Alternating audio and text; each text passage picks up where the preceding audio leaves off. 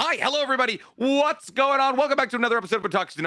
As you can see, me and Danny are once again remote, and that is because this weekend I went to EDC, and I didn't get back to LA until 4 a.m. last night, so I didn't wake up until noon. So hiking up to Danny's unfortunately wasn't my best job choice that I could make, unfortunately. But also, I am a little bit sick because I was just surrounded by 500,000 people who are all that mouth breathing and coughing in the center of the driest place on earth, which is Las Vegas at night in the spring. So my lips are chapped. I'm tired. We are online, but I'm home. I'm in LA. Danny's home. He's in LA. And Danny, even though I've been moshing my way sober for the weekend, by the way, sober raving. That might be my best boy this week.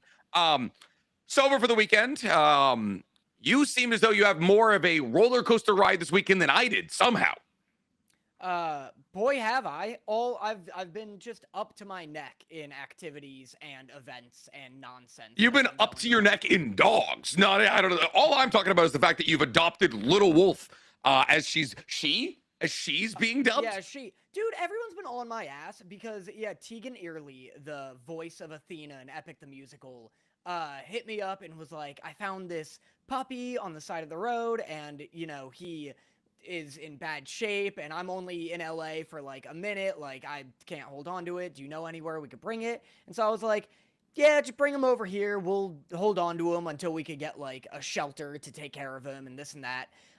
So she brings him over, this tiny, like actual little half raccoon, half wolf with like heterochromia, very adorable dog. Oh, and Nick's gone. Just like that, it's just me. Hello? Just me. The little adorable little dog. Oh, now he's on my other side. What happened to you? I have no idea. What do you mean? Keep going. Keep going. So we have this little wolf dog, and we thought it was a boy. And then it turned out that she was a girl after we took her to the vet. And everyone's been on my ass being like, how didn't you know she was a girl? One has a penis. That's not entirely accurate. That dog has a penis. I'd like to point it out here. I've seen that dog's belly. If that thing doesn't have a penis, neither do I. She had a very penis-shaped vagina, it turned out. Like, just a really protruding and visible vagina that tricked all of us into thinking she was a boy. So anyway, yeah, we held on to her. I brought her to the vet. Got her some medication for like all of the nonsense that she had. It was like one of those situations where she's just like a balloon in the center and like very skinny in the front and back. Yeah, so she had like what is that thing that all the puppies get? Not parvo. She didn't have parvo, right? No, that she would be dead. That kills puppies. Yeah, it's a real coin flip on us whether. Hey, listen, Little Wolf is a survivor. So isn't the full story that the voice actress of Athena found somebody trying to sell this dog to somebody on the street or something? Yeah, that's like the longer version of it. It was like some like strung out teenager like holding him by the scruff and being like $20 for this puppy, and some like unhoused person was trying to buy him, and Tegan was like, I'll take that. I'll take it was that a real now. bidding war for this coyote puppy. For this maybe definitely a coyote. It's like, I do think there's a fair decent chance that you had a coyote in your house for a couple of days, which is ironic because the coyotes have been trying to break into your property for weeks now. So like they have truly finally infiltrated your home, but it sounds as though Little Wolf is gone. Yes, Little Wolf is gone. We brought her to the LaBelle Foundation on Monday, where she will be put up for adoption. She's with a foster right now, like one of their fosters, and they're like a bougie dog foundation. Like they almost exclusively take in very cute, like stereotypically cute puppies, and almost exclusively give them out to, like, they have like an intense vetting process. So she'll go to some fucking Beverly Hills, you know, bougie royal goddess or whatever. Yeah, and then in 3 months they'll be like, sorry, this is half wolf, half coyote. We don't know how this one slipped through the cracks here. It might have been because Danny Motta dropped it off. Yeah, sorry, I don't know what this raccoon with 2 penises is, but can you take it back? This half snake, half raccoon monstrosity you dropped off at our door here. But listen, I'm gonna tell you right now, Emma Stone loves it. Yeah. So yeah, very, very, you know, cute, very chill puppy. She was very sweet. She slept most of the time. It's because she had like giardia, which is like some awful puppy disease, but like won't kill Yeah. her. Just like keeping her loosey-goosey and sedated. So she slept like Mhm. almost the entire time. And Sarah is absolutely devastated that she is no longer at our house. Honestly, that is one of the funniest things about being a foster, especially about being like a forward presenting, like somebody who's online as a foster. Nobody ever understands what a foster is. Nobody, everyone's like, you're like me and you have fostered a bunch of dogs, and it's like, oh, we foster dogs because like we have the time, the space, and the money to do it, kind of thing. But like, we cannot continue to foster dogs if every dog we foster fail. So everyone's like, oh, hoping for a foster fail. Oh, that's your new dog now, that kind of thing. It's like, you don't understand. If like I lose more and more capacity to be a foster every new dog I adopt.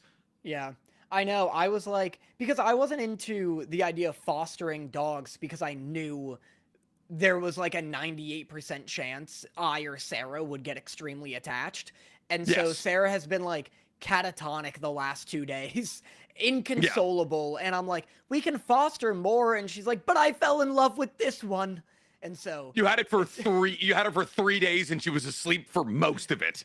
I know. So we'll see if we foster more or what the situation is. But right now it's been just navigating the postpartum of giving little Wispin Well, considering to the fact that the shelter. last dog that you fostered turned out to be a fruit bat, the idea of you getting a coyote wolf kind of tracks.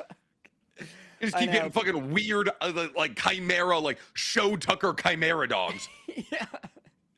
Well, it's funny because like I named her Wispin when we thought she was a boy, and then when she became a girl, everybody was like, "Well, Wispin still works. That it's a made-up fantasy name. It could be any gender." And for some reason, I would I'm say. like, for some reason, I'm like, we gotta change this name. Wispin. Yeah, Wispin yeah. is no girl dog's name. Yeah, Wispin's a boy. He's a boy squirrel. He's a boy squirrel, and no one can take that from me. I know. I don't know why, but I keep being like, well, what if we bounce around some other names, like some not Wispin names? Like Wispinetta, Sarah was calling her Wispy. Wispy. I mean, Wispy's pretty good. That could be a girl dog's name. Yeah. But yes, so I was up to substantially less wholesome things this weekend here.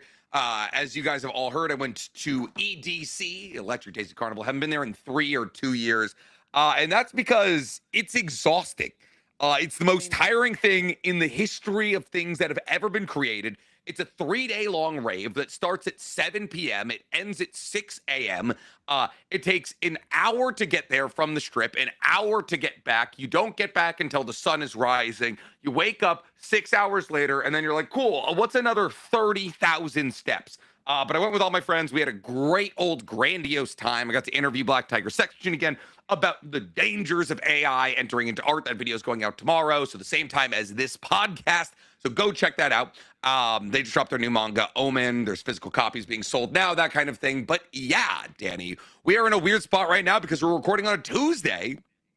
And our favorite anime of this season, Marriage Toxin, drops on Tuesday. So we have our standard roster of anime today, but we also have 2 episodes of Marriage Toxin, 2 very fun episodes of Marriage Toxin to talk about. And then we also have a couple of brand new games that were just sent to us by Stank. A couple of ones that we're going to be splitting, probably do some Patreon exclusive games. I believe today we wanted to play, what did we want to do? Do we want to do Anime Tinder Part 2? Do we want to do Who Did It Better, Epic the Musical, or Anime, or AO3 Top or Bottom?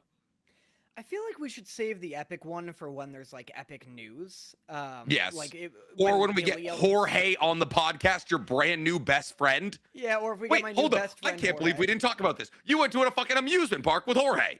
I went to an amusement park with Jorge last Tuesday, and then he's green. Oh boy, he's green. Is he green for anyone else? What's happening?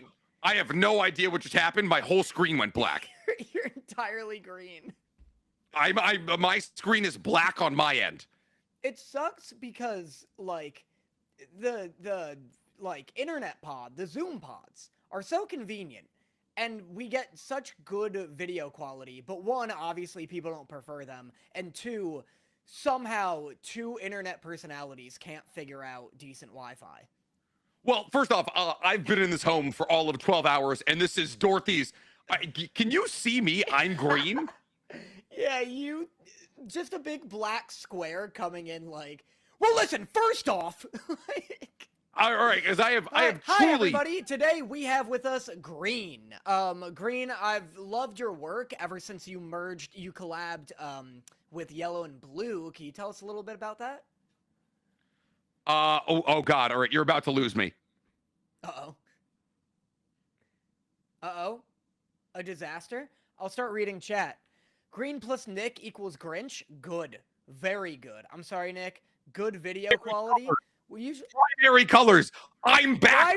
Why is Green still here? Listen, Green, I killed him. He's gone. No, he's not. He's here. We see him. Yeah. Green's gone. He's dead. He's dead and gone. I'm back, baby. The full spectrum of arrays of the rainbow here. What million colors? Do you not? Green is still here, though. Do you see this? No. What? I'm here. I can see myself. No, look. Green is here. I'm showing you. He was black. There's two wolves, Danny. Fight them. There's two Nicks. What? Oh, he left. There were two of you. Oh, that's a nightmare. Wait, so are we going to do the top 100? We could do that, or there was another one that was interesting. I feel like Guess the Tinder one was it's similar to last week, so we'll mix it up. Do you want to do AO3 top or bottom, or guess the top 100 anime? Let's do AO3 top or bottom. Okay, you want to do that now? Yeah. Okay. All right. Okay.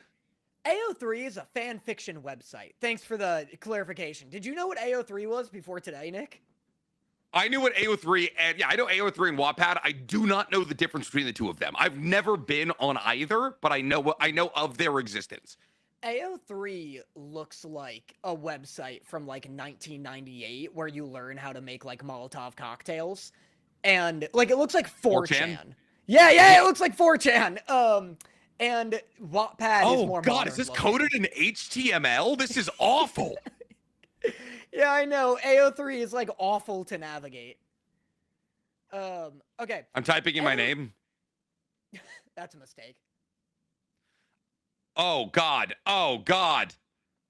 Did you type in your name or did you type in NC Hammer? Because that might. I typed in NC Hammer 23.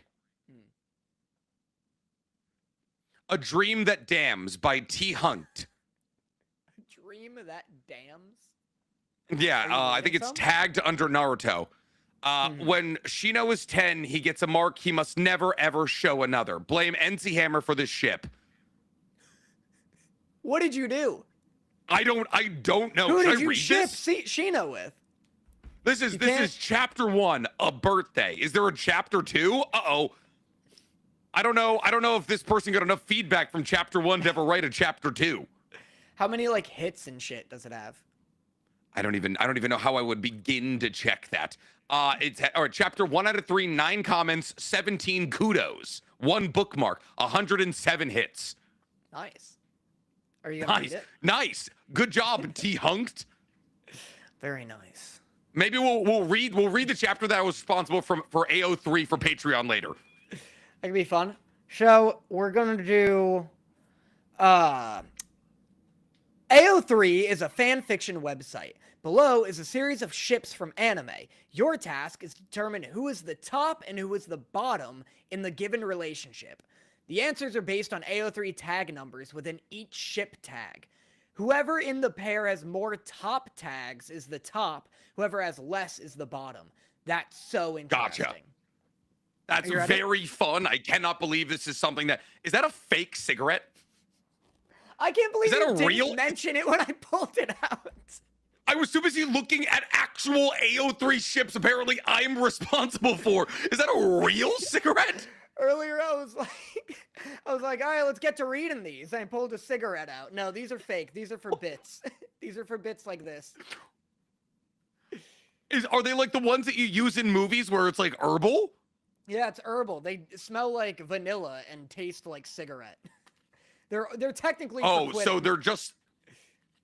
Okay, because I was gonna say, I feel like they're still probably just as bad for you on account of the fact that you're still smoking nicotine, or you're still smoking like smoke.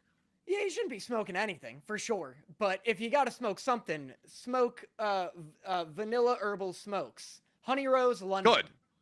If you gotta Heath smoke... Rose London vanilla herbal smokes. Apparently our ship name is Nick X Motta.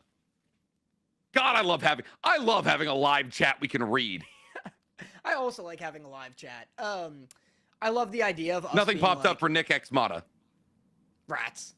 I love the idea Yeah, of us being like, look, smoking's awful for you. But if you have to smoke something, make it Honey Rose Lemons. Like, Yeah, you have to smoke anything. This episode's brought to you by Black Tar Heroin. Christ. there you go. This, I've been hitting too much. This episode's brought to you by Unfiltered Lucky Strikes. Oh, The man in you. yeah, all right. tastes like freedom. Okay. According to AO3, who is the top in this relationship? Aizawa, Eraserhead from My Hero Academia, or Present Mike? It's gotta be the one with bondage powers, no? Okay, but here's the thing. Aizawa, like everyone's like, oh yeah, Aizawa's obviously like the top, but I feel as though there's reverse psychology going here because like Aizawa's kind of a tsundere. And I could see him bottoming for, Present Mike here. Cause like Present Mike, he's boisterous, he's loud, everyone loves him. Aizawa, he's like sunk away. And so like Present Mike understands him, he nurtures him. And that's why Aizawa is the bottom. But like, I feel like I could be overthinking it.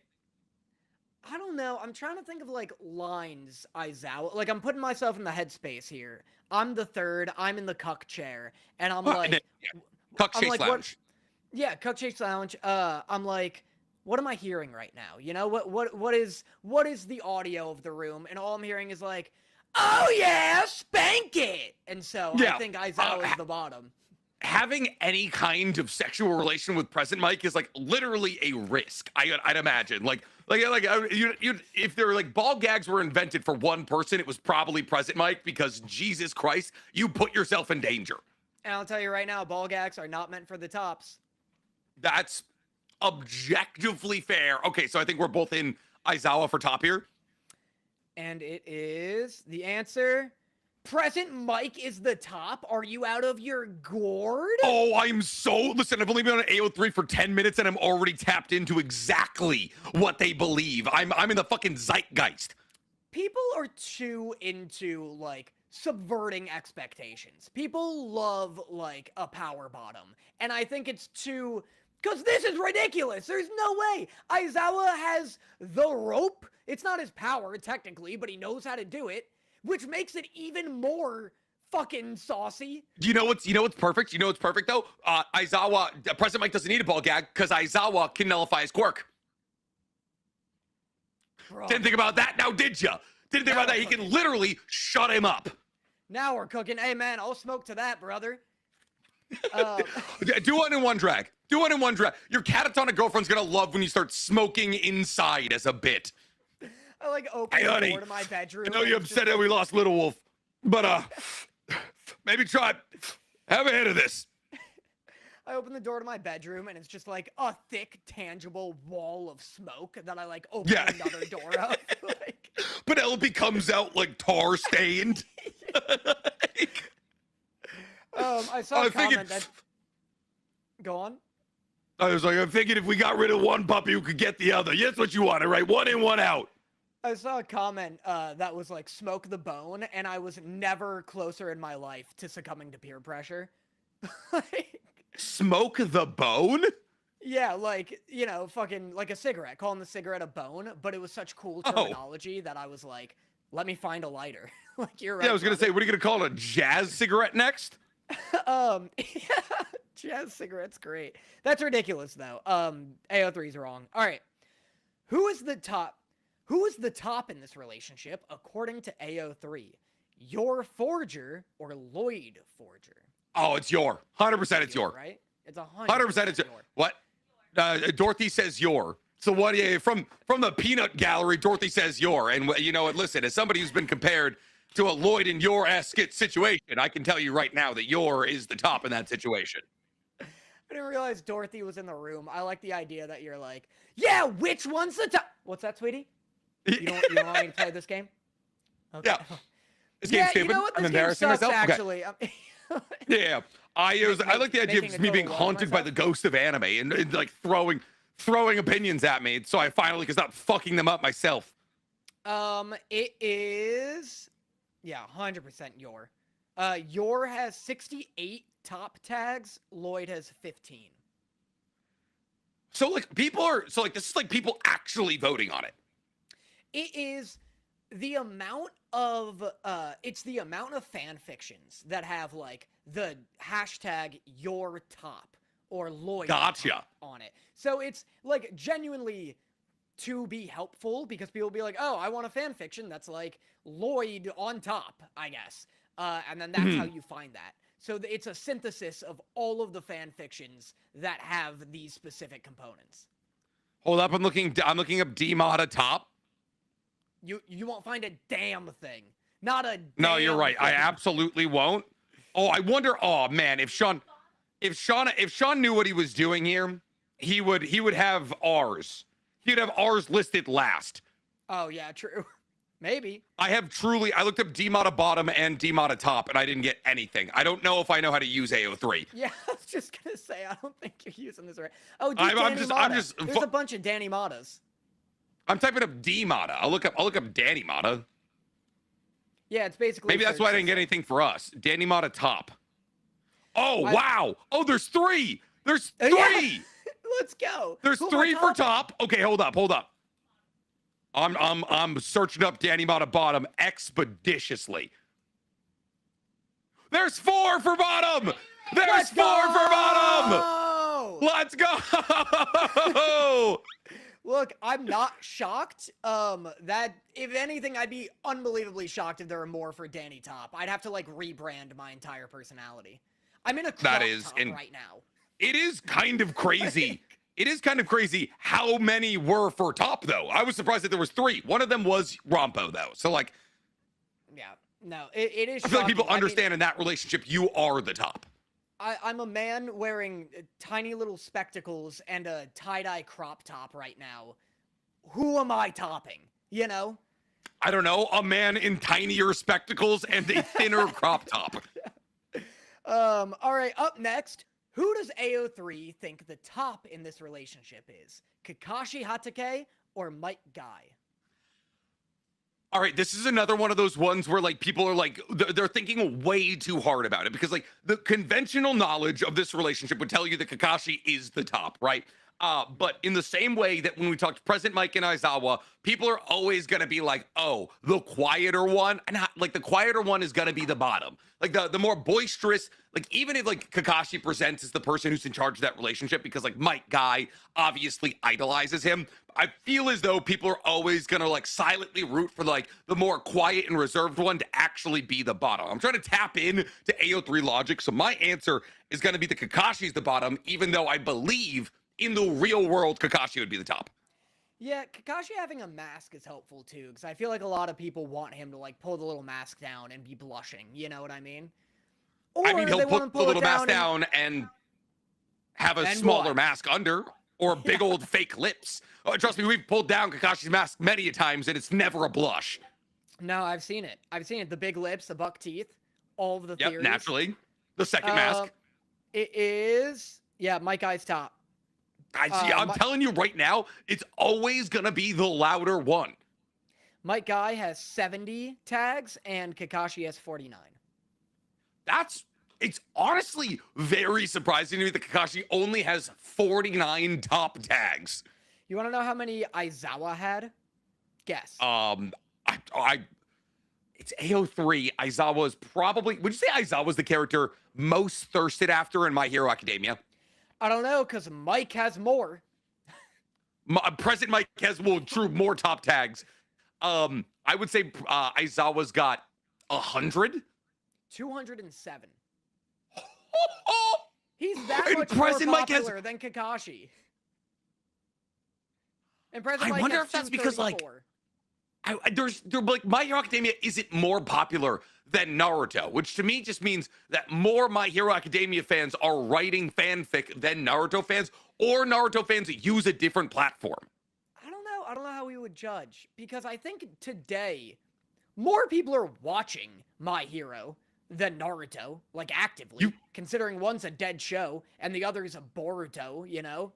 Oh, first off, both are dead shows. They're both done. Now, I guess.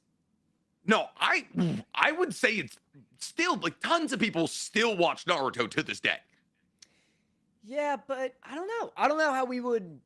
Let me look it up. Let me see if there's any tangible way to find out which is more popular. Like I feel like it like might be like manga sales or something, but you probably just get let me try it. Wait, Google. What's it called? Google Trends. Oh, where you're like, oh, like yeah, like when, like oh, like the word like liberty got searched in 1776. Huh? I tell you, it's like a reoccurring meme where people go like all the way back to like 1812, and they're like, who was searching things here? How do I spell academia? These tags are the number within the relationship tag. Oh, so that may not be all time. So that's just within. That's just. I see. Oh, we lost you.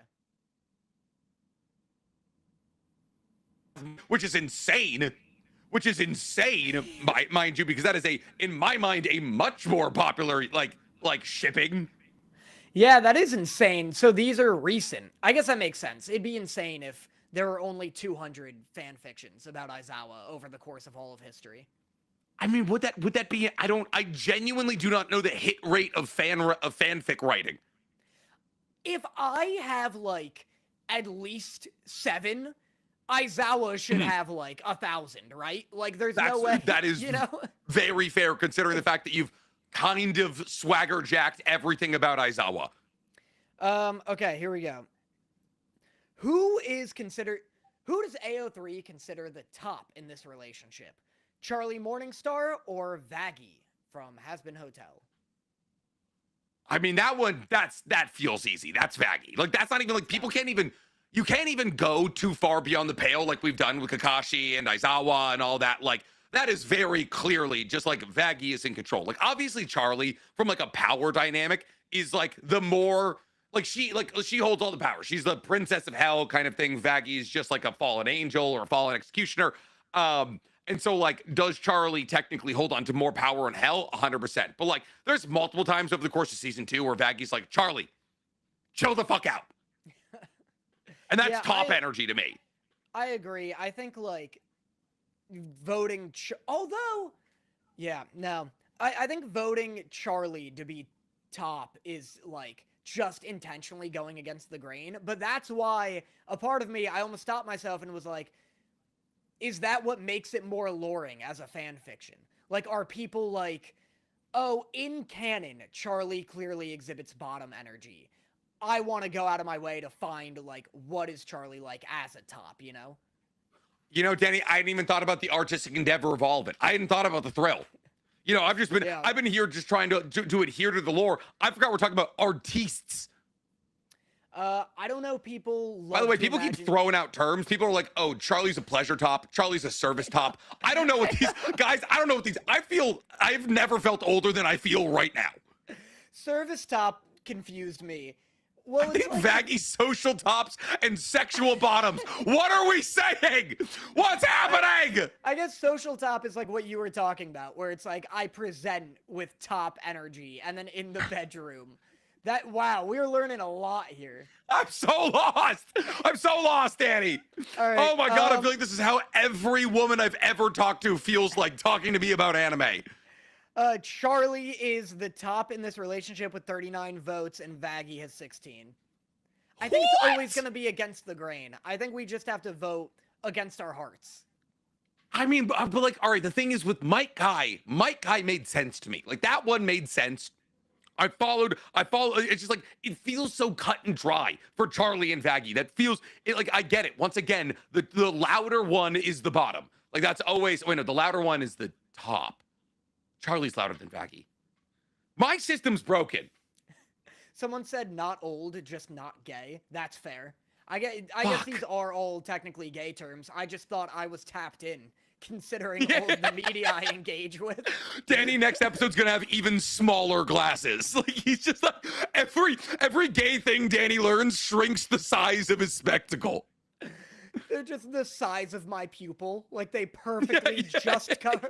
They're utilitarian. The blue light. I just see the blue light did not hit this part of my eye. Yeah.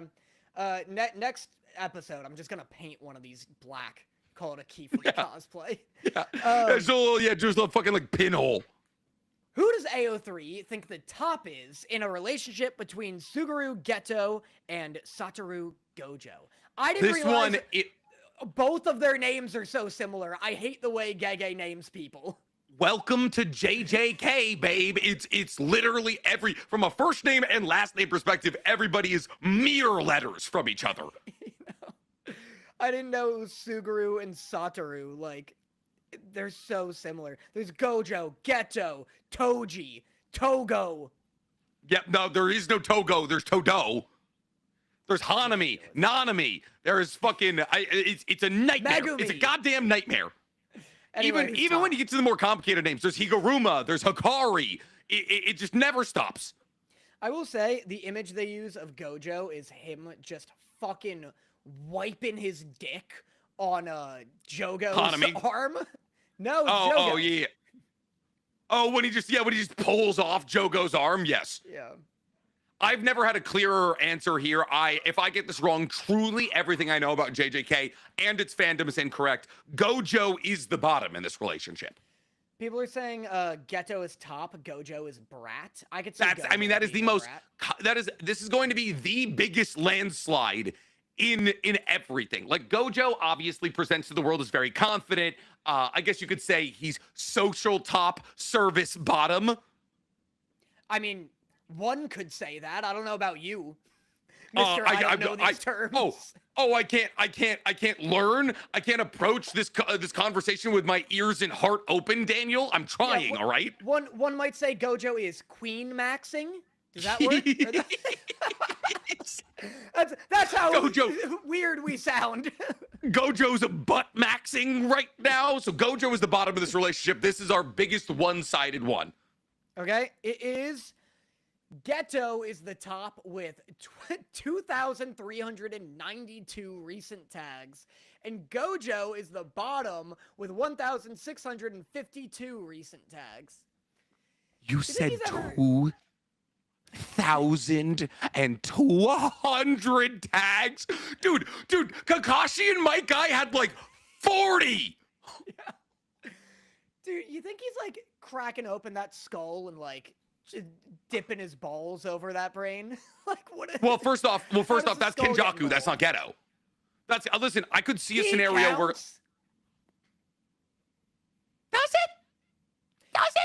How many fan fictions between Gojo and Geto do you think are pre and post Kenjaku? Genuine question. I would say 10% might be post Kenjaku. That makes sense. That's only because literally Kenjaku's plan for sealing Gojo in the prison realm is walking up to him and reminding Gojo of how in love he is with Geto's body so that he stops him for enough seconds that he gets sealed in the prison realm. Well, all right. Those are all the comments I have on that. I cannot believe that, and mind you, that's only, that being said, who else is getting... I genuinely think there's no one else being shipped with either of those two people. Like maybe there's like Gojo and Mei or like Utahime or something like that. But like those two are conscripted to each other. Is like you don't think Toji's getting shipped with any of them? Toji? Oh, like am I talking about the right guy? You are. You're talking about. No. You're talking. Toji is the one with the black shirt and the white pants. He's Megumi's father. Yes. Toji Fushiguro. The only problem with Toji possibly being the problem there is Toji dies when Gojo and Geto are 17 because Gojo kills him at 17. Oh, I see. Yeah. So I am. I knew it. I'm not gonna sit here and say that it hasn't been written. It probably has, but that being said, is it probably more controversial than Gojo and Geto? I'd say so. But also Gojo and Geto, they have this Kifri Olrugrio or whatever his name is. I'm sure no one will be upset about that. Black and white and like black cat and golden like retriever or cursed yaoi vibe where like one's mean and one's nice, and that's what people eat up. Everyone is disagreeing with you in chat. Everyone's saying Gojo gets shipped with literally everyone in anime history. Every character who's ever been drawn has been shipped with Gojo. He's the new Rule 34. I would ship myself. I'm sure there's a lot of Gojo X writers or Gojo X self ones or whatever you call it, but like, Gojo has no on-screen chemistry with anyone not named Geto. No, regardless of how you Nanami. feel about it. No, they're right, Nanami. I can't even believe I didn't. They're 100% right.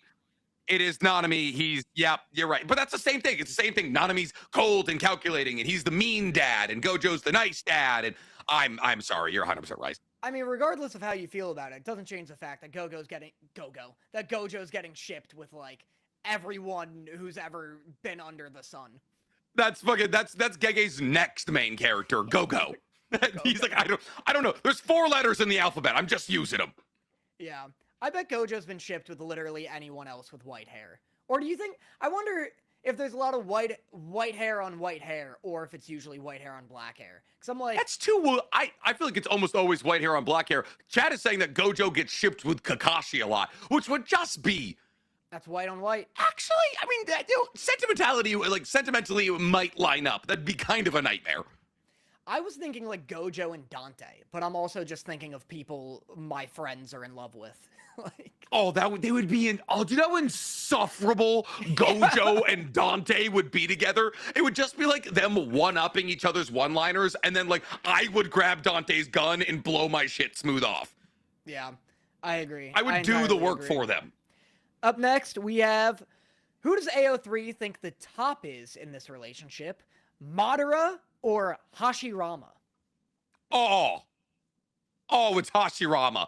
It's Hashirama. Oh my goodness. This is a conversation designed specifically for me, and I'm very happy about it. Hashirama tops out Madara, dude. Madara's so obsessed with Hashirama. He brings him up when nobody's talking about him. Madara will be fighting other people, and it'd be like, you're not as good as Hashirama. And it's like, cool, dude. I get you miss your boyfriend. He's been dead for 70 years.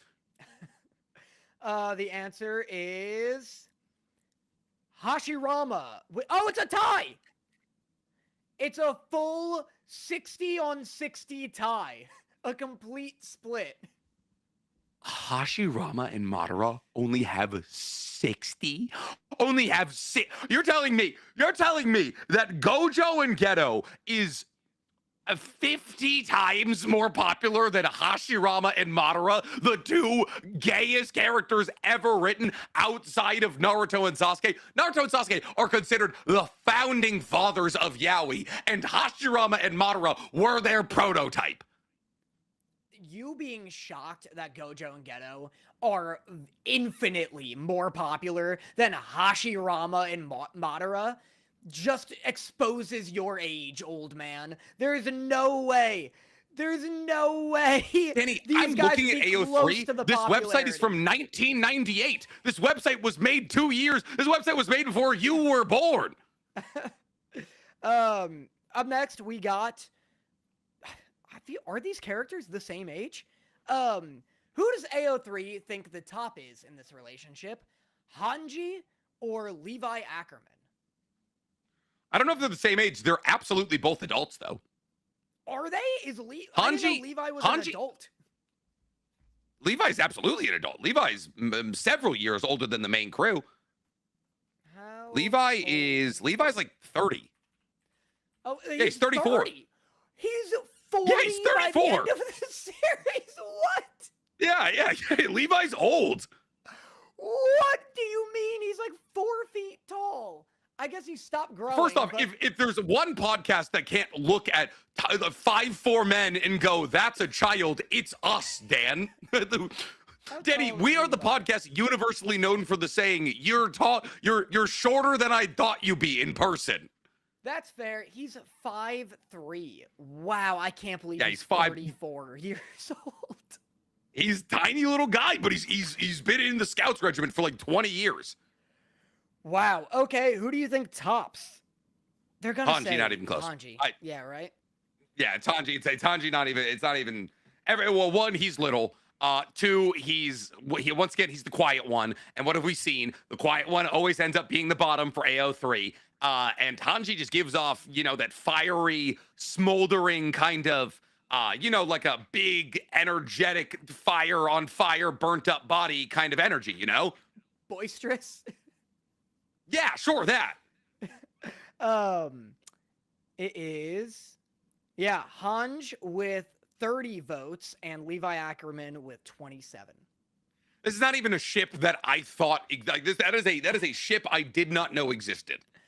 I'm the exact same way. Now for a ship only we know exist. Who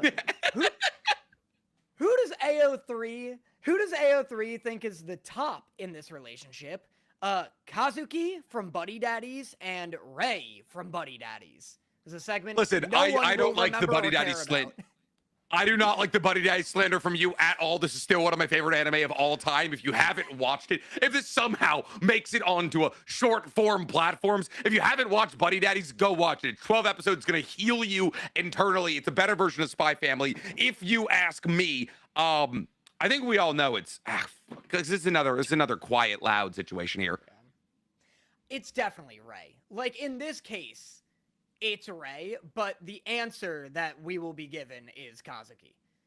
You think Ray is the top? It has to be Ray. It's 100%. I feel like Ray is also the top here. I feel like that's got to be the right answer. I don't think it is going to be Kazuki. People are saying that it's not about the quietness, it's about the meanness. The mean ones get bottomed. Yeah. Ray's meaner. Ray is 100% meaner. 100%. I mean, they're both sweet. Yeah. Okay, it's going to be... Yep, Kazuki's top with 74 votes. Ray's bottom with 63. Okay, well, first off, here you are dying on this hill. You're dying on this hill that nobody likes Buddy Daddies, and yet this ship has more tags than fucking Kakashi and Might Guy.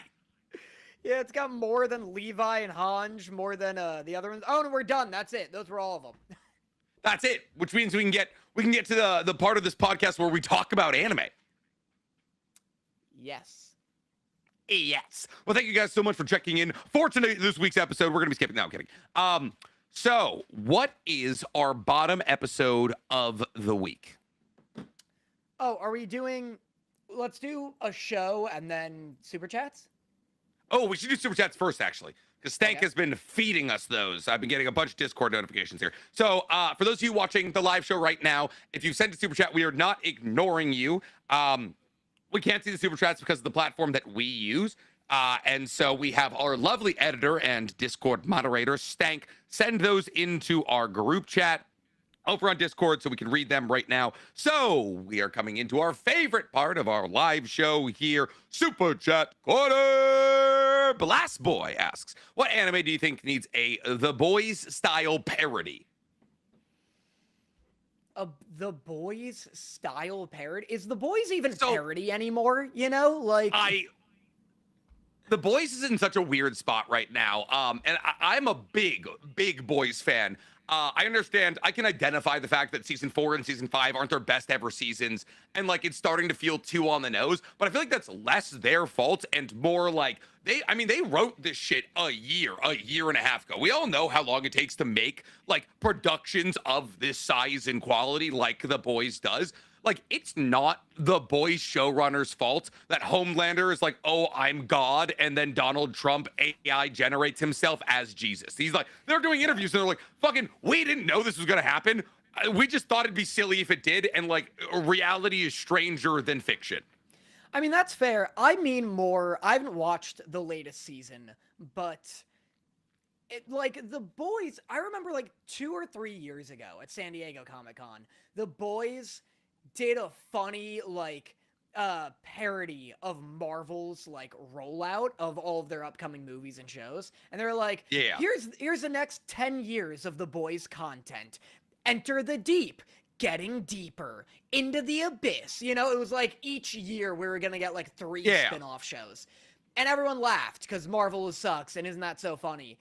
And then last year, I went to San Diego Comic-Con, and they did that unironically. Like, they were like, here's the next 5 years of actual, for real, The Boys spin-off content. And so I'm like, when they're like, oh, what anime should get a The Boys style parody? It's like, what does that even mean? The Boys is just the thing it used to make fun of. So you're saying that like it's literally become like the snake that eats itself. It's like, isn't it funny how like how money? Yes, the Ouroboros. I was literally trying to remember it. I knew you would do that because you literally said it last week, and I congratulated you for it. I would say though, if we're looking at the Boys from like a truly what it used to be, which is like a parody standpoint here, I feel like the answer a lot of people are gonna say is like Pokemon. Like a Pal World-esque, like Pal World is essentially Pokemon's parody, right? Where it's like, oh, look at all of our buddies, well, like now they're working in factories, and that one's got an AK, and like that is like Pal World is fun, you know, and like I think like doing like a dark and gritty, like, hey, listen, you've only ever seen like the journey of one 10-year-old. Here's what happens behind the scene, and it's like Brock smoking a cigarette, waiting for Ash, being like, I don't know, this fucking kid's too much, kind of thing. That's so interesting. I think that's a good pick. I think the best anime parody would be one like The Boys, where it's like all unique original characters, but it's like a mashup of the big three, like the original big three. Like you have Soul Eater is like almost doing this, where you have a ninja character, you have a pirate character, and then you have like a teen in regular modern high school, and that's Ichigo. Yeah. And they all somehow have to get along and do whatever, and it's clearly a parody of like all of shonen and all of their tropes, but you have like the Luffy stand-in, the Naruto stand-in, and the Ichigo stand-in, and then maybe their mentor is Goku, you know? Yeah, I mean, so you're just explaining Toriko. You're literally, that's it, yeah. Yeah. Well, there we go. There's the answer. Toriko. It already exists. Yeah. Toriko is our big three parody anime to begin with, even though it's usually just them eating something. Isn't that Gintama? What do you say? Gintama's also very like paradoxical. Or not paradoxical, that would be like a paradox. But it's like very much a parody. But there's also like Psyche K. Like there's a lot of like any comedy anime is gonna have its like parody moments. Yeah. I mean, here's an image of Gintama just straight up dressed like Luffy. I have no fucking idea what Gintama is like or about. This and Golden Kamui are the two anime I'm sick of everyone telling me are like 10 out of 10 peak things, and every time I look into it, it's something like fucking insane. Yeah, Gintama, Golden Kamui and Gintama both fall into that same categorization where everyone's like, it's a bunch of people that are like, oh, this is awesome, but it's also 500 episodes long and you have to get through 200 bad ones. Because like Gintama, just like Naruto or any of the big three, is plagued with filler. I see. Yeah. All right, Alex Clark sends $10. Danny, tell him how I called your challenge, Mr. No one will ever be more prepared to rip than me. Huh? I don't know. I wish Danny, tell him how I called your challenge, Mr. No one will ever be more prepared to rip than me. This must be a DM, like in reference to a DM. And unfortunately, I respond to maybe like 30 DMs a day from viewers. So I forget a lot of like the background jokes or the running jokes that end up one-sided. I think it was when I wore the necklace, and then I'm assuming this guy like one-upped me with some other type of like Beyblade memorabilia. Or was it when we were doing Beyblade shit in person and he was like, he kicked my ass at the tournament? I don't know. I'm sorry. I wish I remembered, but I don't. Such is life. These things happen. Moo Moo Maniac sends $10. And he asks, instead of mouthing air horns, can we make the frog type beat the official Super Chat Corner intro? And to that, I say yes, which is why I did it. Moosh Senpai says, what would your drag name be? That's a good question. I feel like mine's rather obvious. It's like Hammer Time or something like that. Or like what? I'm sorry. What do you want from me? I don't know. I'm thinking of everyone I know from Dragula. There's like Destiny Dix. There's Asia Consent. There's Wild. They're all kind of like that. There's one is just Pi, just PI, like the math. Oh, That's not okay. that's not as clever. Because she's a circle? Pi is pi a circle? No, pi's endless. Pi is the mathematical number of how many times the diameter of a circle can go around its circumference. Oh, I see. Yes. Danny. Don't You'd be like say. Motta memories. Oh, memory Mottas. Oh, memory Motta or Motta memories. That's pretty good. Yours would be like hardly know her, and it's a meta play on Hammer. You know.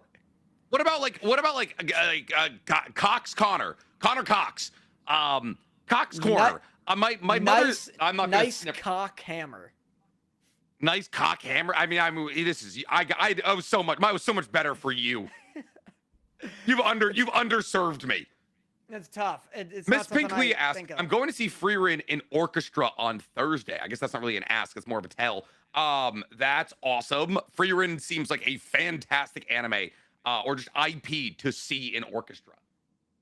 Yeah, I agree. Danny, I'm gonna need a frog type beat from you on this one here. Cameron Spencer sends $20.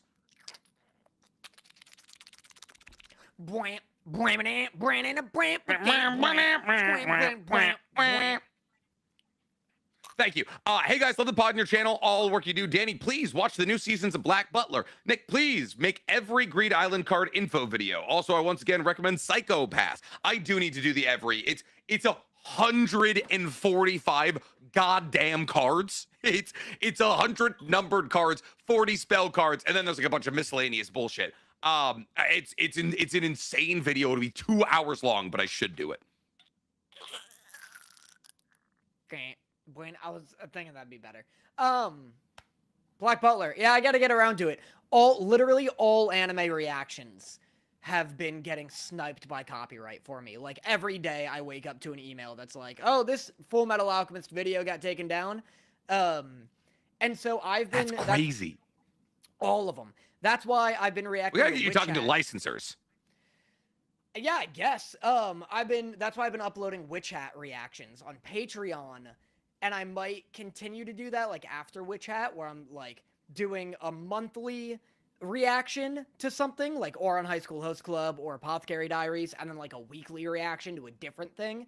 But yeah, it's tough because I don't want to take something that was free and then paywall the following seasons with Black Butler, like putting that on Patreon, but also like if I'm gonna react to like 2 extra seasons of Black Butler, I need to be able to like monetize it. So we'll see how I figure it out. Cool. We're gonna do 2 more, and then we'll save the rest of these for a little bit later in the show here. Love Eternally says, can you draft a team of 4 Shonen Pro tags that would be the best Vegas squad to take a trip with? Zoro, because you always need that one guy who gets lost and then comes back with a really funny story. He also loves to drink. Give me Sanji, because that way we wouldn't have to worry about like cooking up really expensive food. Like he'd probably just run to the grocery store. You have a private chef all weekend. That's an unreal play for Vegas. Obviously, there's a lot of great restaurants, but they're all super, super, super expensive. And if you have like a pro chef with you, that's just as good as it gets. Then you want like a loud verbal guy, like a very boisterous, confident dude who's going to get you a table. He's going to like finesse some things. But you also, I guess they wanted Shonen Pro tags. I'm not doing Shonen Pro tags, but you want a boisterous guy. You want somebody who's going to get you where you need to go. So a good talker. Give me a Lelouch, because the Gios is getting us anywhere we need to go. He's using his eye. We're getting into clubs. We're getting bottles comps. We're getting the whole thing. He's kind of a bummer, but he's that guy you need because, like, you know, everyone loves him and he can get you some good stuff. And then I feel like because I did 3 boys, I should do a 4th boy. Because like you throw 1 girl in the mix there, and it's just gonna be chaos. Especially with Sanji there, you just don't want that. You just don't want after the incident. You don't want that. Give me a good all-arounder, a good glue guy. Give me like a Kirishima. Kirishima's like the ultimate glue guy. Yeah, that's fair. All bad picks. I'm gonna go with Yugi from Yu-Gi-Oh. Stellar at card games. Knows exactly what the fuck to do. They'll just be like, I'm building. I would love to watch. I would love to watch fucking... Yugi with a 20 on blackjack and just be like the dealer showing 21. He's like, the heart of the cards, ace flips, and everyone just like, he's cheating. I know he's cheating. That'd be awesome. I'm exclusively bringing people to clean house. I'm bringing Yugi. I'm bringing Ash Ketchum. It's a different type of game. Maybe there's some like backstreet like illegal like cockfighting or something. Yeah, Ash is my man on Vegas, that. yeah, 100%. Ash is my man on that. Give me like a fucking. I mean, I really hit home. I can't believe I didn't say somebody with a Byakugan. Somebody with a Byakugan. You're seeing through cards. I'll It's like take Casino Royale. Yeah, give me Neji. Yeah, Neji Hinata. Get him, and then who's a final? I was gonna say like someone from Bakugan, just any other game playing anime, because I can just learn. The girl from Kakegurui. That's my team. That is a vibe grenade, though. You realize, like, that is. Listen, I'm built a team for fun. You are going to have an absolute. Kakegurui girl is just going to be like trying to like strangle. She's gonna be grabbing Yugi by like his fucking collar and being like, "You're gonna go win me all money in blackjack." It is a weird energy on your trip, brother. I'm not even touching the casino floor. I'm staying in the hotel, and I say, "Go, bring me money." They all leave, they all do their individual games, and they come back to Papa. And I get their earnings somehow. Maybe I've got their families like, on gunpoint or something. I don't know. Yeah, Ash comes back covered in blood. He's like, I thought their chickens would be stronger. Blaziken went way too hard. Oh, God, he decimated the whole ring. It might be a net win for society, but there's dead people everywhere. I know, Blaziken's just over a real chicken, like, I thought you were stronger. Just fucked up. Why'd they bet on you? I'm 6 feet tall. Ash comes into the hotel room and he's like, hey, sorry I'm early and I'm a little short with my earnings, but Blaziken's real fucked up about what we had to do. I'm just gonna take him home. He's just like, out of the Pokeball, like 1,000-yard stare, like hands kind of shaking. Like, and I'm like, he won't go back in the ball. I think he's just, he needs to be surrounded by people he loves. I'm like, yeah, everything good, of course. And he's just like, Blaziken.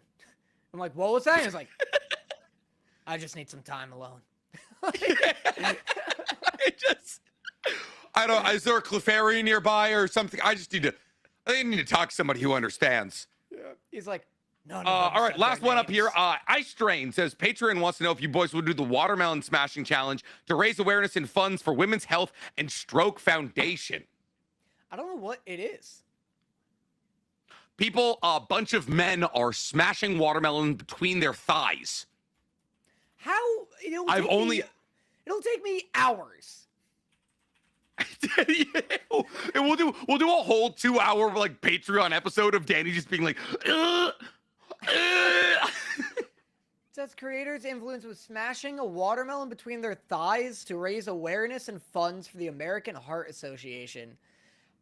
I guess it raises. These are always silly to me because I'm like, I feel like the association would rather you just donate $5. Like, these associations need money, not videos of you squishing watermelon. And then people are like, wow, that was fun. By the way, what was that charity? Nah, I don't remember, but that video's sick. Whatever. You know? Well, what you do is you go, I'm donating $100 or something, right. And then you call out other content creators that you know, and you're like, you have to do the watermelon thing, and you have to call out people, and it's supposed to be like passed along. I think we should do it. All right, I'm down. Should we? I'll drive out to you with 2 watermelons. Should we do one of those inedible like Japanese cube watermelon? Oh yeah, it's just like like a Minecraft, like a tungsten cube. Yeah, it's like, we're just like those? Slicing into our thighs. We're like, ow, please, we need to raise money.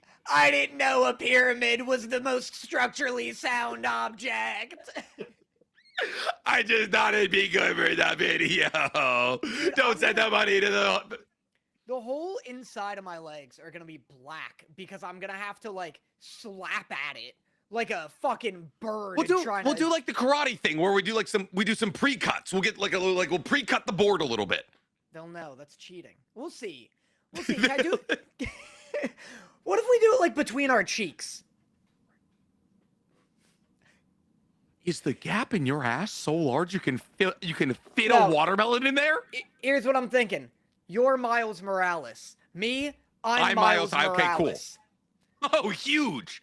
We have a... I can't do a tall Miles. He fucking breaks. You're Miles Morales. I'm Miles Morales. Okay. Well, I'm evil. Wait, no, I'm evil Miles Morales now. Fine, you could be cool, hip, sweatshirt Miles Morales. We get a watermelon right between us here. You know what I mean? And then we squish it. Uh-huh. But like, how do you get power? How do you get power with that? That's my question for you, because like you're like this, right? Or like you can't really press out that way. We're not listen, because like in the center here, there's a lot of power. Oh, so we hold hands and we. If you hold hands and pull, like if we pull each. No, that's good. That's a really good idea, Danny. We'll call out other podcasts. Yeah. Yeah, Perfect. That's that question answered. Next, what was the worst show of the day? What was 1 hour in here? What was the worst show of the day? And why was it? I think Wistoria, baby. I think it was Daemons. Daemons was pretty. Like, what even fucking happened this episode? I mean, I have like 2 sentences for both of these episodes, and I watched them literally 3 hours ago. Yeah, I mean, so we can go with Daemons, because like Wistoria's episode is fun. Everyone looks good. You get a really cute moment from Elfie. I love Elfie as a character. So yeah, we can go with Daemons here. This episode is a big old, like, we're doing lore unpacking. We're like establishing the factions here, where it's like, oh, Hagashi Village versus the Kagemori. And the guy with like the little like silver fox hair thing is coming to collect Yoru, and he's in the Kagemori household. And that's kind of all that happens. We kind of just get like a rundown on how the break and seal techniques work. We learn about Asa dying. Yeah, so Asa had to die in order to unlock break. And it's kind of like the truth a little bit. Like you die and you... Yeah. 100%. I literally wrote, I was like, oh, this mangaka loves a character meeting God and losing a body part. Yeah. It's literally like, it's like you gain knowledge, you meet God, you lose a body part. And they're like, that's the best idea anybody's ever had. Let's do it twice. Yeah. So she meets Break. This episode had me wishing that this manga was written by the dude who makes Chainsaw Man. Because not that this Fujimoto. Yeah, Fujimoto. Because not that this isn't good. But none of the character designs are like... I like Left and Right. Those are pretty good. And I liked Yin and Yang. Those were also sick. Or Darkness and Light. But like, I don't know. When we met Break, and it was, don't you fucking start playing Digimon Racers while I'm talking? What are you doing? No, I'm sorry. Go on. Oh, so you can have bits, but I can't play Digimon Racing on my Game Boy Advance SP? Fine. Anyway... keep going. we fucking, but yeah, when I saw Break and there's no real, like, I don't know. You can get up in the ass crack of the female racers. I'm hiding behind the female ones. I'm the big hot Digimon. You see the, never mind. We'll talk about it in a second. Continue. I'm sorry. Okay. Yeah, they're like Break. You look at Break and there's nothing that visually tells you what she is, what she does. There's not even really like a big visual appeal. Fujimoto, you meet the Bomb Devil and you're like, I get it. I instantly get it and I want to learn more. I think because Fujimoto's not trying to build like a complicated, like Fujimoto's writing style is very non-typically shonen. It's like very non-typically shonen in the fact that it's like he's not trying to build some convoluted, complicated power system. Like he's like, oh, devils belong to whatever they're named after, kind of thing. And that's like the entire idea is like, oh, it's simple, so I can focus on like character building. And this is very much a universe kind of like where FMAB like exists in a big complicated universe. And because of that, like it needs power systems, it needs gods, it needs like, we need to be able to tie back all of these things to an existing universe. And so like she goes to purgatory/hell and she's meeting essentially like the steward of souls kind of thing and like handing over her eyeball thing. And like, that's the whole idea. Don't respond if you don't do a bit that's going to cause you to not listen to what I said and then flounder through a response that's completely unrelated. What are you talking? You're saying you wish that Fujimoto wrote this because like you're saying like, oh, the character design is like, oh, you were talking about character design. Yeah, like what did any of what you said have to do with what I'm sorry, bits are difficult. That's why I reserve them for you. That's what I'm saying. Don't is what I'm saying. Ring ring, hello. 2003's calling. That's better. What That's happened? pretty good. What happened? I don't know. 2003? I don't know. It's not a phone. You idiot. It's like a really specific tragedy in Ireland yeah. in 2003. Yeah, it's like I don't remember what it was. I have no idea. Yeah. They killed. Wait, Colonel so why do you? All right, Mustang? so all right. Yeah, yeah. Why do you want the character design from Fujimoto? Like, what's nondescript about these characters? They're boring. Other than left and right and light and dark, like Break is so visually boring. There's nothing about her that like. You're like, oh, I get it. That's the Break demon. Or like, I want to learn more about this person just on the design. You look at literally any devil in Chainsaw Man, and you're like, I get their bit, and if I don't, once I learn it, it's awesome. Like, the Falling Devil looks so fucking cool. Why do you know what the Falling Devil looks like? Because I have Instagram. That's fair. The Falling Devil's entire, like, she doesn't look like falling, but, like, at the end of the day, like, you learn later on, like, her role in the story, and, like, she starts to make more sense from, like, a design perspective. And, like, once you see the Aging Devil, that will be your peak. Like, when you see the Aging Devil, you'll be like, oh, I don't think anybody's doing better character designs than Fujimoto right now. That's what I mean. I just wish... I'm excited for new Daemons conceptually, but I wish I could be like, oh, shit, like, what's Seal gonna look like? I don't care. Yeah. You know? It's gonna be like the dude version of Break, probably. Yeah, and, like, that's even if they are... Are they Daemons? Like, was it established that they are Daemons, or that like Break and Seal are just they're just abilities that are tied to the twins of Higashi Village after they die? No, well, Break is a woman, brother. What? Where are you? This discussion? No, when I'm sorry. When did we see Break in this episode? Break takes her eye. The one with like the face mask. Yeah, that's Break. No, right? that's like the steward. That's like the steward of purgatory. That's not Break. I think that's Break. Don't sit here. Don't sit here and judge me. Be like, where are you? And none of this is confirmed. You're hypothesizing. Asa called them Daemons. Asa called the woman that she talked to in purgatory a Daemon. Yeah, and then the woman at one point goes, I'm sad there was no talking to women devil. That's great. That's gold. That is great. She was like, where is Sealed? And then Break was like, probably talking to your brother. Yeah. Wow, I don't remember that at all. Break. Yeah, Nick, she's Break, Chad is saying. Oh, crazy. Nick, were you distracted? I guess, maybe? I've been doing a lot of things this morning. The reason I'm like, where are you, is because when I was going off on Break looks boring, like, who did you think I meant? I thought you were just saying, like, oh, the character designs are just non-intuitive. This is why I don't do bits. I'm never doing a bit again. That's what I'm saying. But never doing anyway. a bit. I'm never doing a goddamn. But I actually like Break's design. It doesn't necessarily lend to the idea of breaking, though. That's the thing. Like, she kind of just looks like, and like, I guess it kind of like plays the whole deal of like her being in purgatory and being a steward. But like, she kind of looks like a nun or a monk, like the face covered monks, you know? Yeah. But you're right. That doesn't have anything to do with like breaking. Look up Venom from Guilty Gear. Venom from Guilty Gear? Actually, kind of looks like a brim hat also from Witch Hat.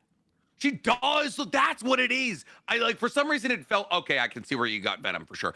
That's probably why it felt so like familiar. Cause like this whole, and then like also like with the Evangelist and all of the White Clads in like Fire Force recently, that is like like the whole covering of face thing has been a very recent trend in anime, which I think ties back to like, I believe like either Taoists or Buddhists, like monks. That's like a traditional thing that they might do. But yeah, no, I mean, it was an okay episode that I think is like, they're just trying to build out lore. I do like the idea that like Yoru, if he dies, like I like the idea like that's brought up is like, oh, if you know you can die and come back once, you're going to be incredibly reckless with your life. But like also there's no guarantee you'll come back to life. I like that a lot. Yeah, I like that too. I feel like Break is so much cooler than Seal. Like, he's gonna get such a lame... I guess he'll heal, maybe.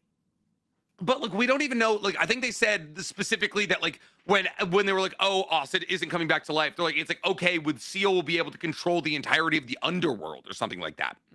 I see. Yeah.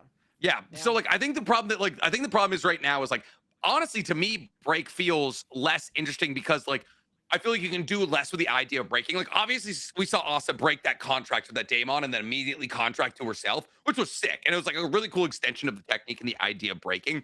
I think once we get into Seal, which is probably going to be a later game thing, it'll probably be like revealed to be ridiculously broken. I mean, it is tied to the main character. So like, yeah, that's fair. Healing is a good anticipation, I'd say. Yeah. Cool. All right, should we move on to Wistoria? Sure. I didn't think this was. How'd you feel about it? I didn't think this was too bad of an episode. I mean, I don't think Daemon's episode was that bad. I don't think this was like nothing was like particularly bad this week. I thought Daemons was pretty boring. I mean, we got the lore, but like in a already slow show, I'm like waiting for it to like really kick into gear. I guess I feel like last episode we got a big action episode. Like last week was like all like, hey, a bunch of like Daemons are infiltrating, and like after a big action episode, there's got to be like some kind of cleanup. Like I wish we didn't spend so much time being like, oh, hey, the modern Japan is crazy, and like I feel like that kind of has shot the show in the foot to have its slower episodes down the line here. But I also like this episode of Wistoria. Like I love everyone getting their outfits. I love Will getting what appears to be an end game weapon. Yeah, this is episode 18 in total. And so 6 of, the season. Yeah, everyone gets cool, like, graduation outfits. It kind of feels like Wistoria Shippuden. Like, everyone's in the next year, which happened way quicker than, like, I ever would have expected. Yes. And then, like having a time skip 17 episodes in is crazy. We're like done with the prologue now. We've moved into the tower. Everyone's wearing their like dope white outfits. And like, mind you, there's an entire city inside the tower. And it's like, okay, cool. So like the city built for magicians, the people that are meant to protect everyone down there was the thing untouched by this destruction. Yeah, did you notice they were like, whoa, a colorless sky? Y'all never seen blue before? Like, clearly not. I mean, they literally live in a dome made out of magic, and that's the problem. I know, and that's fair, but like, it was blue, like the sky was blue. Like, it was a big week for like things not being like not having color, because like Witch Hat was also like all about like the world being silver. Yeah, that's interesting. We'll get into that. Yeah, Will has to once again, like, prove himself to get his colors. Do you think he's gonna get, like, a rainbow one or something? Or, like, how Luz gets, like, a multicolor kind of thing? Danny, I hadn't even considered that. Oh, my God, that's exactly what's gonna happen. Will gets them all. Oh, my God, I was like, because, like, I'm asking myself, I'm sitting there, like, the obvious MVP of this episode is Elfie. Her tantrum is adorable. I love, she's got a bunch of Will plushies. I love the whole thing where she's, like, writing to everybody about, like, she's, like, actively trying to get, like, Will into the Ice faction. And that's probably where he's going to end up, because we see him using ice in his sword in this battle against, like, the mech of the week here. But I was, like, asking myself watching this episode, I was like, where are you going to send fucking Supersonic and the Endbringer sword here? Like, what magical faction does Will Sorting Hat into? And the idea of like, yeah, he gets, because all right, you know what I think is actually gonna happen? They introduce an entirely new faction of magic in this episode. Did you clock that? No. Unclock it for me. List the factions. Go ahead and list the factions of magic that you know of. Darkness, fire, ice, elf, earth. Those are the ones I know. Okay, so you just said darkness. Has darkness always been around? Well, yeah. Snape is darkness. He makes dark snakes. God damn. Okay, because all right, in the way of the framing of this entire like season, it's been like so revolved around like the Magia Vander. And it's like, so it's ice, fire, wind, lightning, and earth, right? So like the 5 like elemental magics kind of thing. They pointed out darkness, it like breezed right past it. I think Will's gonna get darkness. That'd be pretty cool. I mean, again, darkness has been established since like episode 1. I do think it's funny to call darkness an element. But, yes. But yeah. But it's all right. By that extension, that being said, if darkness is a magic, that probably means that light is also a magic. And like, considering the fact that Will turned into light itself and saved the entire like city, there's also a possibility he gets like the light magic or something. That's what I think. I think Finn, I think is his name. The dude who like gave him his ultimate form or whatever. I think he is going to like I don't know, take him under his wing or be like, oh, he has his own thing. He's doing whatever. He's in the school of courage. Yeah. He's in the school of one spell, and it's screaming out your name real loud. Yeah, they like give him like a shack, like a broken down shack in a swamp in the back of the school. Yeah. I mean, I find it very funny, and I guess it's kind of explained over the course of the episode that, like, you know, everybody in, like, the tower is still kind of wary on as whether or not, like, Will should get the opportunity to climb it. If there's one person who's proven themselves, it's the guy who stopped the apocalypse single-handedly. Like, hey, remember that guy who killed the thing that's apparently killed previous generations of Magia Vander? I think he gets a color. True, it is crazy that there's still debate as to whether or not Will gets to graduate. Like, yeah. They're like, I don't know. Like, maybe I don't know. Maybe that god that we tied to the idea of the Queen Mage, who we all prayed to all the time. Maybe he gets a color. I don't know. Yeah. Like Colette for the high price of the 3 Earth spells she done, scouted immediately. I do love, though, that Elfie is not scouting the ice dude because he was mean to Will. Well, once again, Elfie, MVP of this episode. Yeah, Elfie's very fun. I like that he's like, she had to have noticed that, and she's like, Like, I like that. That was very fun. Yeah, she's just not even looking at him. Yeah. Will saved all their asses. How dare you think he's not worthy? Yeah, exactly. It's like, what are we doing? What are we doing here? Cool. Should we talk about marriage toxin? Sure, yeah. These are okay episodes. Hold up. Okay, so I was going to say, do you think these are better or worse than Wistoria's? Wistoria's. No, Witch Hat Atelier's episodes. Did you watch Devil May Cry? No, I didn't. Did you? I know it. Yeah, I did. We got to talk about You watched all of it? No, I watched episode 1. Oh, okay, gotcha. But did they drop all 8 episodes? Yeah. I will absolutely watch that this week. I'll watch both episodes. I don't give a who. Everyone has been asking about DMC though. Is it fun? It's like the same thing as season 1. Like, everything people didn't like and everything people like are still here. Like, they changed to truly nothing. Dante's not in it. Like, he's not in the first episode at all. And so if Is it about Virgil? It's about Virgil and Lady. And so if you were one of those people who's like, why is this the Lady show? It still is. So you're not going to change your mind about that. Absolutely massive. I like the fact that it was the Lady show. There are some actually insane, like, musical drops in this episode that, like, I won't spoil because they're so insane. Everyone keeps saying that the OP and the EP are really good. Is it more Limp Bizkit? It's not. There's one song specifically that, like, I had subtitles on and it spoiled that the song was coming, and it goes like, blah, blah, blah starts playing. And I'm like, surely they don't mean by the band I'm thinking. And then it plays and it's crazy. Is it all still like new metal? Yeah. Oh, lots. If they get a Linkin Park song, I'm going to freak out.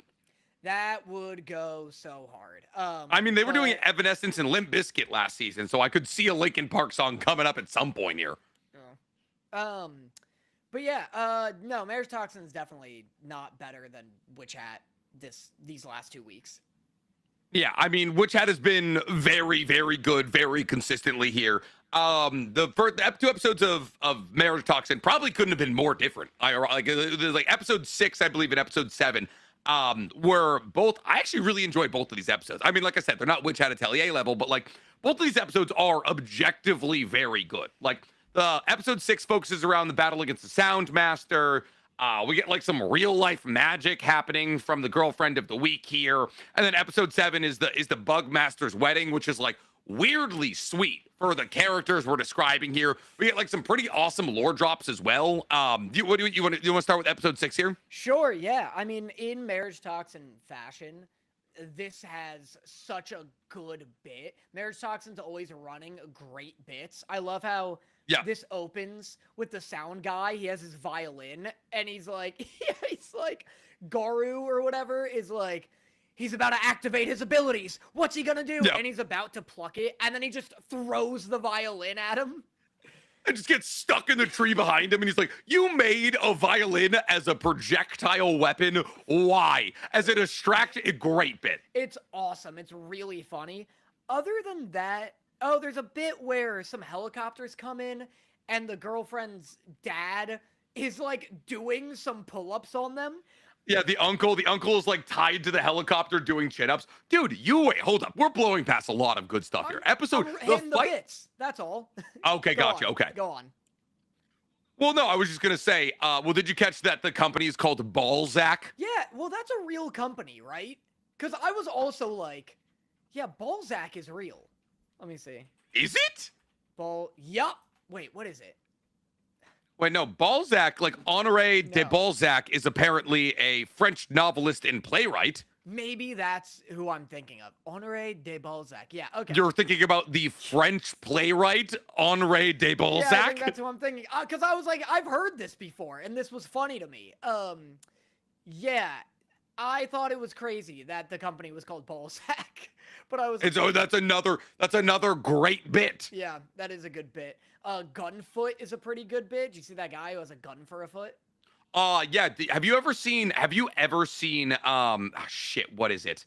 It's not a Quentin Tarantino movie. Oh, yeah, Planet Terror. Yeah, she's got a gun for a whole leg. I was like, is this a Planet Terror reference? That movie is insane. I think that's like Rodriguez is the last name, but Quentin Tarantino, one is a producer on it, and 2 plays, and this is his actual credit title, Rapist #1 in it. Yep. That checks out. Planet Terror. That's early. That's Grindhouse Quentin Tarantino.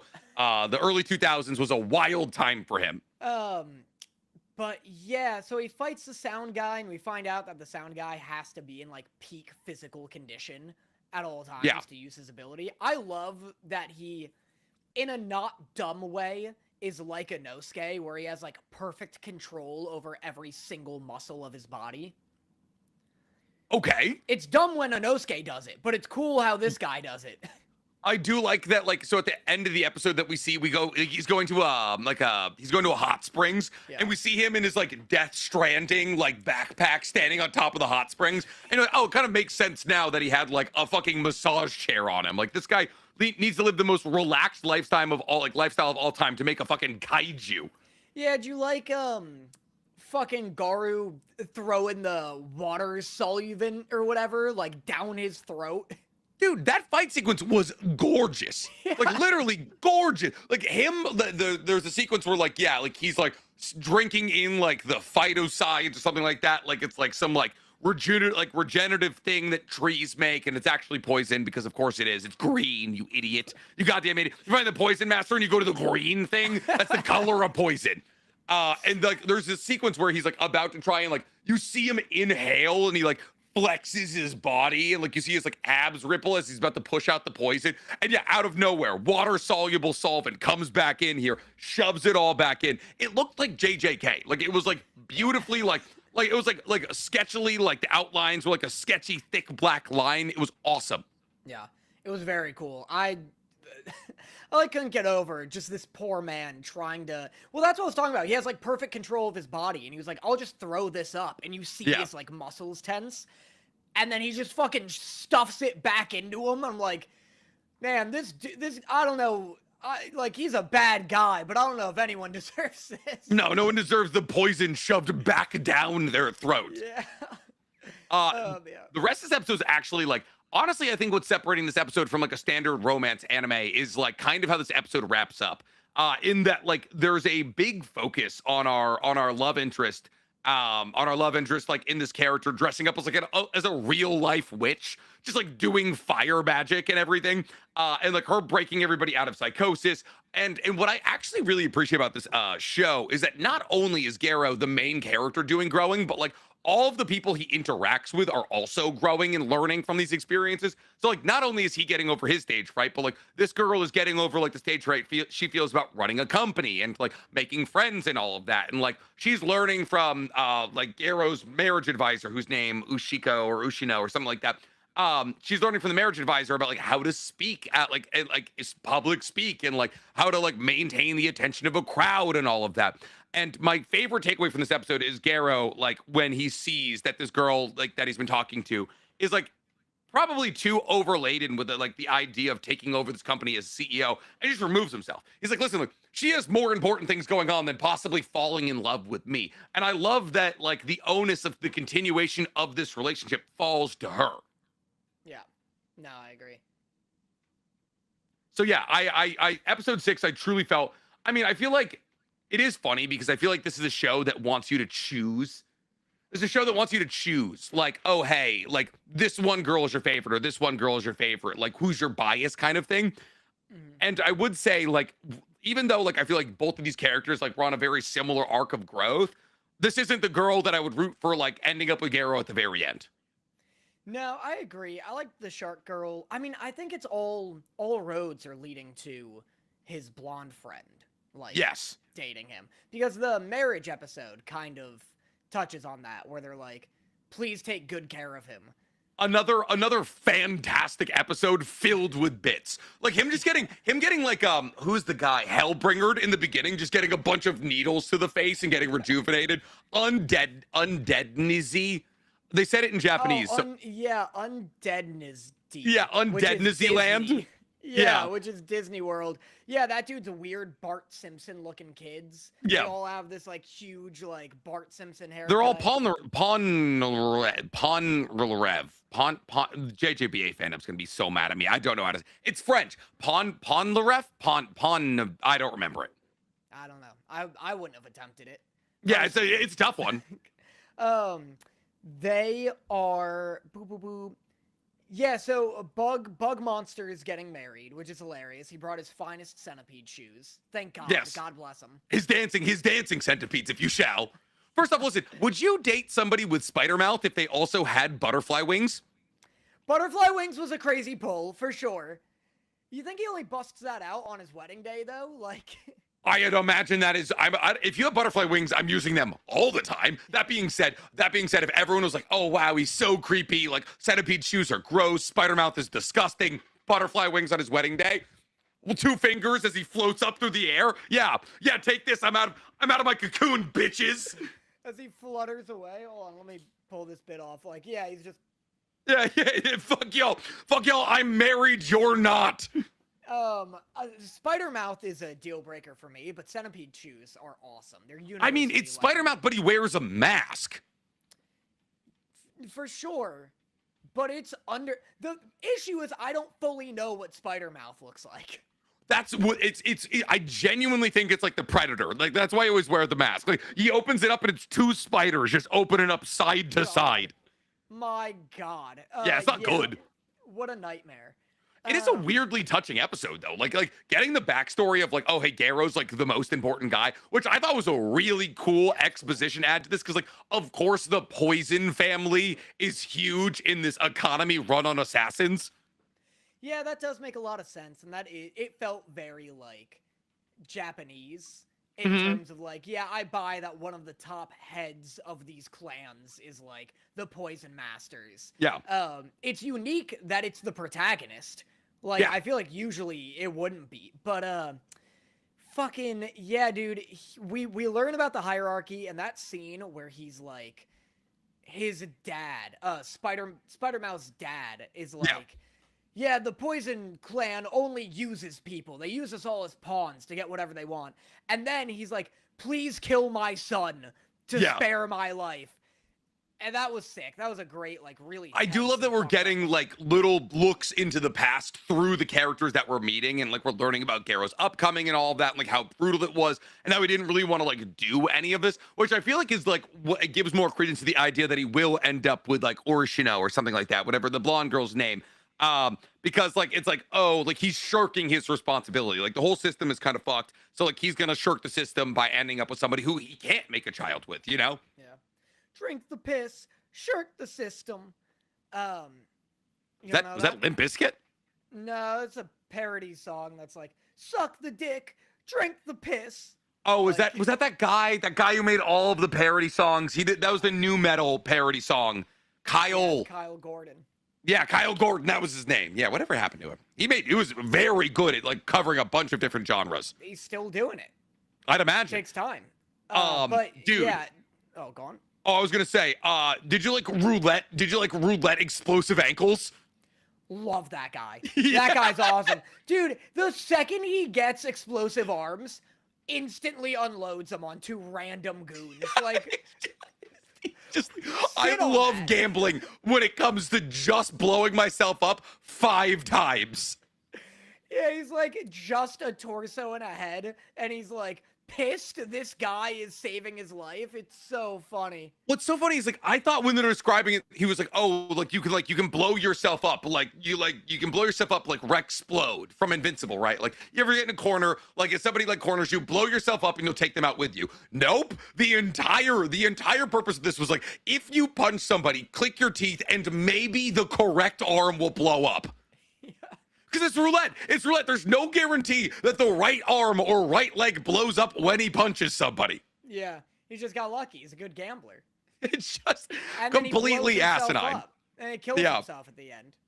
Yeah, and so I mean, which is like also like a very sweet moment, like him parting the sky for the insect master's marriage. I thought that was really cool. And yeah, everybody coming to Kinosaki in the end and being like, listen, like make him very happy. Like there's no way they don't end up together, which I do think is the best possible conclusion. Like I think that lends to the most interesting possibility. I think they should have made his wife a freak, like an absolute weirdo. Like I think it's funny, but also kind of lame that this like monstrosity of a human is just with like a generic blonde wife. I guess. Wait. So you want Kinosaki to be a freak, or you want Garrow? Oh, or Garrow to be a freak? No, I want Insect Master's wife to be a weirdo. Like where people are like, "Oh, I get it. I get how this works." I guess, but like I feel like the entire purpose of the show is to like show that like you can be loved by anybody so long, like regardless of what you do, like you can like be loved by anybody so long as you give them like your most authentic self. So if he was dating like the bride of Frankenstein, it'd be like, well, yeah, of course, like this makes sense. But like it's to me kind of like what I thought was so touching about this episode actually was like, oh, how normal his wedding was. Everyone was like, oh, I expected way crazier out of the insect guy, and it's like, well, yeah, of course you would, but like he's allowed to like. Insects is his job, you know? Yeah. He's not all insects. I liked Bees, like, carrying her train as she walked up the aisle. Yes. That's good. Or him disarming that guy's tooth with a wasp, and it's like, no idea how that happened. Yeah, that was good. Yeah. But it's a fun episode. But should we get to our best episode of the week here? Sure. So, Witch Hat Atelier, episode 8? I think so. And this is a fun, very like a lot of exposition is dropped in this episode. The end of this episode is definitely the best part of this episode, I would say. You're dead wrong. You're dead wrong. Did you forget Riche swooping in and saving him? Oh, trust me, I remember Riche doing her best Superman impression to save Coco, and Teorita flying in and burning some white bondage, whatever the things are. I literally wrote, because I forgot their names. I forgot Riche's name. I said, let's go little blue one. And then I go, let's go little pink one. I love the girls coming together, helping each other out. That's awesome. This is a big Riche episode. Oh yeah, dude, when I saw that the ribbons got cut by something. I was like, here comes Keyfree, and this is gonna be like a crazy Keyfree battle. And then it's fucking Riche. I was floored. I was like, I will never in my life again assume that I can write what you write, Miss Manga. 100%. And then also there's this moment where like all the girls are standing by each other and they're like, oh, it's children. And Riche's like, oh, I hate when we're children. They talk about us like we're not humans. And I'm like, let's go. She's sophisticated. Riche sounded like she was about to break all of their legs. Yes. Like, where she's like, there's one thing I hate, it's being called little. I wanted her to do like the child Gohan, where instead of grabbing like Coco, she just flies through the Knights Moralis, like straight through the chest. You just see her start doing something insane, like she starts setting this up, and they're like, let's get out of here, fellas. Come on, let's go. I don't trust that little Scottish one over there. I'm scared. Yeah, great Riche stuff, but no, you're right. The end is definitely like the big what the fuck bit, and it's tense from the second Keyfree shows up, because you're like, these guys haven't talked since Keyfree assassinated the violinist. Yeah, dude, Keyfree is such an interesting dude. There was, and this is a very minor thing, and I'm 100% sure it was intentional, but there's this moment where Keyfree is like talking to the guy who runs the ink shop, and this guy's like, we have to turn this in, you know how crazy it is that this just happened, and like it's implied what Keyfree does, like it's implied that Keyfree, because like you learn at the end of the episode when the little boy who has like the silver eye disease is talking to his like granddad or something, you learn that like his memory has been wiped, because he's like, oh, what do you mean Keyfree was here? It's implied the second like that it cuts away that Keyfree's going to cut his memory. There's this moment where like they do such a good job at like making the background track either quieter or silent whenever Keyfree's about to do some fuck shit. And then there's this moment where after it's implied, we cut to Coco, and Keyfree walks up from behind her and he goes, Coco. And it's like, it's so light and exuberant, and it's like such a good way to like, it explores the dichotomy of this character so well. And I was like, it was almost kind of haunting how much he could turn it on. He was like, hey, I'm so sorry, we got you something expensive, so I bought you a bag. And like, she's like, oh, this is cute. And then they just walk away. And it's like, dude, he just wiped the memory of a dude trying to do the correct thing. I couldn't tell if he did that or if he did that and gave him silver eyes. I like couldn't tell what color his eyes were. Oh, you thought he gave the grandfather silver eyes? Yeah, I thought he was like, this dude's fucking cooked. We gotta. But wiping his memory makes sense, and it's still fucked because Keyfree has in 2 episodes now been like, it's not just as easy as like, oh, I don't remember what happened yesterday, or I don't remember the last hour. It's like to wipe someone's memory, you wipe their whole personality. Like it's a full lobotomy. Yeah. I feel like, man, yeah, because that's things like they always talk about memory wiping, and they're like, oh, Coco, if you have your memories wiped, then because it seems like such a specific like use case of memory wiping. We're like, oh, if Coco gets her memories wiped, not only will she lose all the info she learned about magic and what happened with her mother, but also she'll no longer be interested in magic. And it's like, okay, so like, I feel like they can very much go into a mind and control what they wipe, which is why Keyfree probably just wiped that interaction. I don't know if it's fucked if he just wiped the interaction though, then. Like, I think he did something worse. I can't tell. But I don't know. Someone in the comments mentioned something though that I really want to get into. How the fuck does being colorblind prevent you from being a witch? Okay, so I guess it would prevent you from, and that's actually a really good question, because it would prevent you from doing the job that he's doing right now, right? Because like he was like, oh, where are the positions on the cabinets?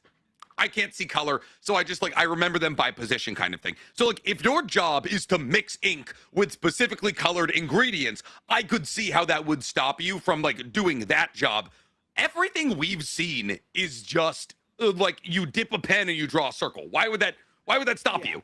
I mean, there are different colored inks, which is sick. Like, they expanded on the lore even more, or the power system even more, an already complicated magic system Yes. now has different colored inks that do different shit. That can turn things invisible, that can make spells last longer. Like, you are adding like modifiers onto what is already a power system so complicated that Stank texted us a circle this morning and said somebody made a Witch Hat Atelier spell that will give you give you brain cancer. And both me and Danny were like, this could be in Chinese. Like, we don't know what this means, Stank. Yeah, I'm like, is this accurate? Does this work? Like, I don't know. It's funny because I saw a video about like the guy who did that, and he made that and he made others. He did one that's brain cancer. He did one that's called like human firework, where you like put it on a person and it like turns their insides into fireworks and shit. It's so funny because they're so edgy, and it's such great proof as to why magic should be hidden from humanity. 100%. Like, this guy is literally proving the point that, like, oh, if anybody could draw these and no magical ability whatsoever is like stopping you, it's just how creative are you? This should be hidden. That actually, that is, I did not think about that. Like, we got one spell sent to us by the people who understand it, and it gives people brain cancer. People in the comments are saying that it's not necessarily that being colorblind prevents you from being a witch, but the witches are ableist. Like, they don't fuck with people who have any disabilities at all. Gotcha. Which is kind of, I buy that. Like, I mentioned that in my reaction. That'll come out soon. I've been late on it. But I mentioned that in my reaction. It must be more so that. Because if you're colorblind, you can still fuck with the lame inks, you know? Like, just because you can't tell, like, the colorful ones apart, just do the black ink, and that still works. And then also, unless someone's fucking with you, you can just get your colored inks labeled, you know? So it has to just be, like, them being, like, able That isn't, I genuinely didn't even think about just, like, writing, like, an I on the bottle for invisible ink. That's the other thing. Yeah, you have a colorblind kid working in your shop. Label this shit. Yeah. He was like, oh, like, it's like, there was labels on them, right? And then all the labels fell off. Oh, but like, sticker it on. You know? That's fair. Just loosely throwing them around, like, because every goddamn bottle fell. Like, I was like, these were primed to go. Yeah, exactly. But yeah. Yeah, people the witches are apparently incredibly ableist, which I guess tracks. Like, there's no one outside of like Olrugri. Give it to me one more time. Olrugio and Kiefery seem to be even like remotely chilled dudes. Yeah, and it does make sense because this is a society that is built upon the idea. It's a society built on elitism. Like, they're like, literally everyone can do magic. It has nothing to do with mana or like life force. But we decide who gets to know how to do it and who doesn't. So it makes sense that they would become ableist, maybe racist, a bunch of ists, you know? Yeah. Did you clock that Kiefery knows Olrugrio's wine order by heart? Yeah. Did you clock that he got him 2 bottles? Yes. He was like one flushed and one some other thing. And I was like, oh, I was like, oh, he knows. He knows exactly how to get him drunk enough to sleep with him. I know, I said the same thing, and I was like, that's an awful lot of wine there. You planning on sharing it with anyone? Yeah, just himself and his liver here. Do you think that everybody in the Japanese version of the show has, like, ridiculous country accents or something? I have no idea. I wonder that all the time, like, if different languages, like, are doing different accents and we just don't notice. Because they are just throwing some fucking stank. Dude, this is the most subtitle needing dub anime I have ever experienced. It's like watching Love Island. Like, they're throwing stank on some of these accents here. There's a bit where Teitra, what's her name? Teirita, yeah. She says something, and I don't know what she said, but I swear to God it was in German. Like, it's whatever her accent is, it's fake. And then the son, or like the grandson of the shop owner has like an attempt at an Irish accent, because he hits the tree on 3 real goddamn hard. He's like, yeah, you go up to floor 3, and it's like, okay, that was the only part where I was like, oh, that's an identifiably Irish accent. Yeah, I know all the accents are so fun. Some of them land harder than others. Zeno Robinson played the kid who had his legs crushed in the previous episode. Gotcha, And he okay. was struggling to maintain whatever the hell accent he had. Yeah, it's real all over the map from everyone. Yeah. Some are good. I mean, I think Riche's works. Terita, I just can't understand her, but that doesn't mean it's not authentic. I mean, Keyfree and Olgrio, like Olgrio is very Scottish and Keyfree is very British. Yeah, for sure. Tatia is Dutch, I believe. Now that would track. What did you guys think about the doorknob? Brother, I fucking... That's the one that got me to be like, shut up, witch hat. Yeah. Shut the hell up. I mean, like, it's Howl's Moving Castle, but that being said, them being like, well, different doorknobs open to different doors. How big is the place? How big? Like, you can go down a flight of stairs. I just love them being like, a doorknob sure is a circle. Haven't you noticed? And it's like, whatever. Everything's a fucking circle. I didn't even think about that. Oh my God, you're right. That's Oh, it. I didn't even Everything's think a about the fact circle. that a doorknob is of course, that's why it's magic. Dude, I wonder if the back of Keyfree's black lens has a spell written on it, and that's why it's black. Like The a shit night, he like a night circled- vision spell or some shit. Yeah, something. I don't know. Or like some like shotting gun that he turns on. Like, because I also noticed that the old man who owns the shop, his glasses are triangles. And I'm like, is that some anti-spell maneuver? You don't want anyone drawing shit on it? Like, That is fair. There's a lot of like, well, because like even like Keyfree, I guess it's like his nose bridge is a triangle. That would be cool. it's all, everything that is a circle can be a spell. It's like hidden Disney's. You have to like keep an eye out for all of the circles here. You're like, I know at one point one of these fucking things is gonna shoot fire at me.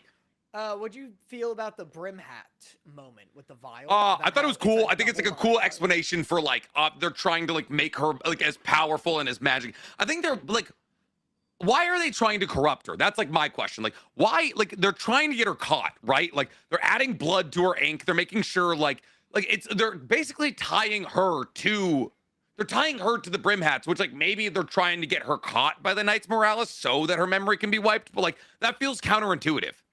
Yeah, I don't know. Yeah, we have a lot of questions because at the end of this episode too, like, Kiefer's hyped about it. He's like, "Oh my god, I have exactly what I need." And Yeah, he what says is that, somebody's. you He know? says like Melody or somebody's name. Oh, does he? I don't even remember. Yeah, he was like Melody or something like that. I have everything I need now. So I think like maybe he lost somebody or like a sister or a lover or something to the Brim Tats, and he's trying to get them back. You think he's gonna Edward Elric it? What do you mean? Like, try to bring her back to life? Oh, like oh, that'd be sick. I would love to see human transmutation. That'd be awesome. Oh man, I love this show. I'd love like a little gag. This would be so like out of nowhere for this show, but I love Kiefer's like, "All right, let's get to it." And they're like, "What was that?" And he's like, "Sorry, I forgot how we did this. Yeah. Hand me my pen." Yeah. Please, give me that. There's objectively no reason he couldn't do that. Somebody just said, I think that Kiefer has one black lens because it's a gray eye. No, but we could see both of his eyes, right? Like, he doesn't wear them in front of his eyes. Can we? Yeah, right? Like, they're so tiny. Interesting. Kiefer. Let me Very, very interesting. Oh, Finally, no, I have. we can't. No, we can't. You're right. And yeah, wow, maybe. Could be one silver eye. That'd be kind of sick. That would be pretty Oh, he said crazy. finally. Apparently he said I finally. I thought he said like high melody or something like that. I have everything I need, but he said finally have everything I need. Gotcha. Nice. So he's not trying to save everyone. Don't worry. He can still be shipped with his moody Scottish husband. Yeah. Thank God. Yeah, no, we've never seen the other eyes, says chat. Cool, crazy. Well, speaking of chat, we should get to our favorite part of the podcast here, Super Chat Corner, to finish everything up. We got a bunch of Super Chats to get to here, so we might as well go ahead and get on into them. Holy God, we have a lot of these. Wowie zowie, we have a lot of these. Thanks, guys. Thanks indeed. Lordy Lord. All right, why aren't you guys talking about the new ReZero season in the podcast? Says that's all Chinese characters. Oh, Japanese characters, I apologize. Japanese character. I've never watched any season of it. I just know Subaru gets eaten by rabbits, and everybody was like, "That's too Subaru much. gets eaten by That's rabbits. He fucked gets up." eaten by a multitude of things. I am at maybe some point going to finish season 3, but season 3 made me want to pull my hair out. I got so bored I dropped it. And listen, maybe that's on me. I loved ReZero season 1 and season 2. I thought they're both very good. I don't know. I might have outgrown ReZero. I think, unfortunately, I've outgrown a lot of isekai. I maybe will give it another try. Honestly, we have a lot of things that we need to watch right now. We need to watch Devil May Cry. And also, people have been upset with us for not watching Nippon Sengoku. People are like, oh, it's actually way better than anything you guys talk about. So, yeah, we have a bunch of things to watch. And unfortunately, I think ReZero just may not make it. Lay Go Up TTV asks, have you guys seen the new season of DMC? Danny's seen episode 1. Yeah, I've seen episode 1 of Devil May Cry. Wait, hold up. Yeah, so we're gonna be watching and reacting probably one episode a week to DMC2. I just I have fun with DMC2. I wasn't blown away by season 1. And we probably won't spend a ton of time on it because it's like a very 8 out of 10 anime, but we'll see. Bugman says, Nick, did you see Subnautica 2 got released? There's just no way. There is, yeah. Early access. There's just no way. There's way, dog. Subnautica 2 Subnautica and then Subnautica 2, which is like the Frozen one, which is actually just Subnautica 2, are some of my favorite games of all time. Oh yeah, it's in early access right now. It just came People out. are saying that Subnautica 2 is one of the most polished early access games they've ever played in their entire life. Wow. Ooh, I'm bringing back NC Gamer. I'm playing this specifically to bring back NC Gamer. That is so exciting. Holy shit. Wow. Idle Gamble says, Nick, where are the Kagurabachi reviews, Nick? We need them. Uh-oh. Is Green back? No, you're black. I think my camera died. My camera died. Good. We're wrapping up. It's okay. Good. Well, do you want to read these then? Okay. Well, on account of no camera. Oh, wait, hold up. Nope. Battery swap. I got it. Don't duck the Kagurabachi question. All right, I am going to read Kagurabachi. I am now not moving, so I will be able to sit down with Kagurabachi for a second here. There's not a lot going on in the anime and manga world from the perspective of things I make content on. So I need to get on my Kagurabachi shit. I'm actually probably I'll read, as a promise to you, Idle Gamble, I will read 30 chapters of Kagurabachi tonight. Ozzy. You should, because I'm going to do it. Ozzy sends $20.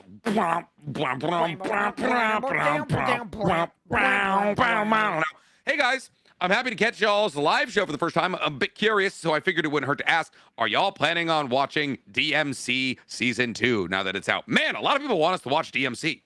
Yeah, Are we the DMC podcast? I told you to do it. We'll do it. We had a lot to talk about this week. That's not why you didn't do it. No, that's right. That's fair. I was lazy and busy. You're right. You're 100% right. I'm a bad person.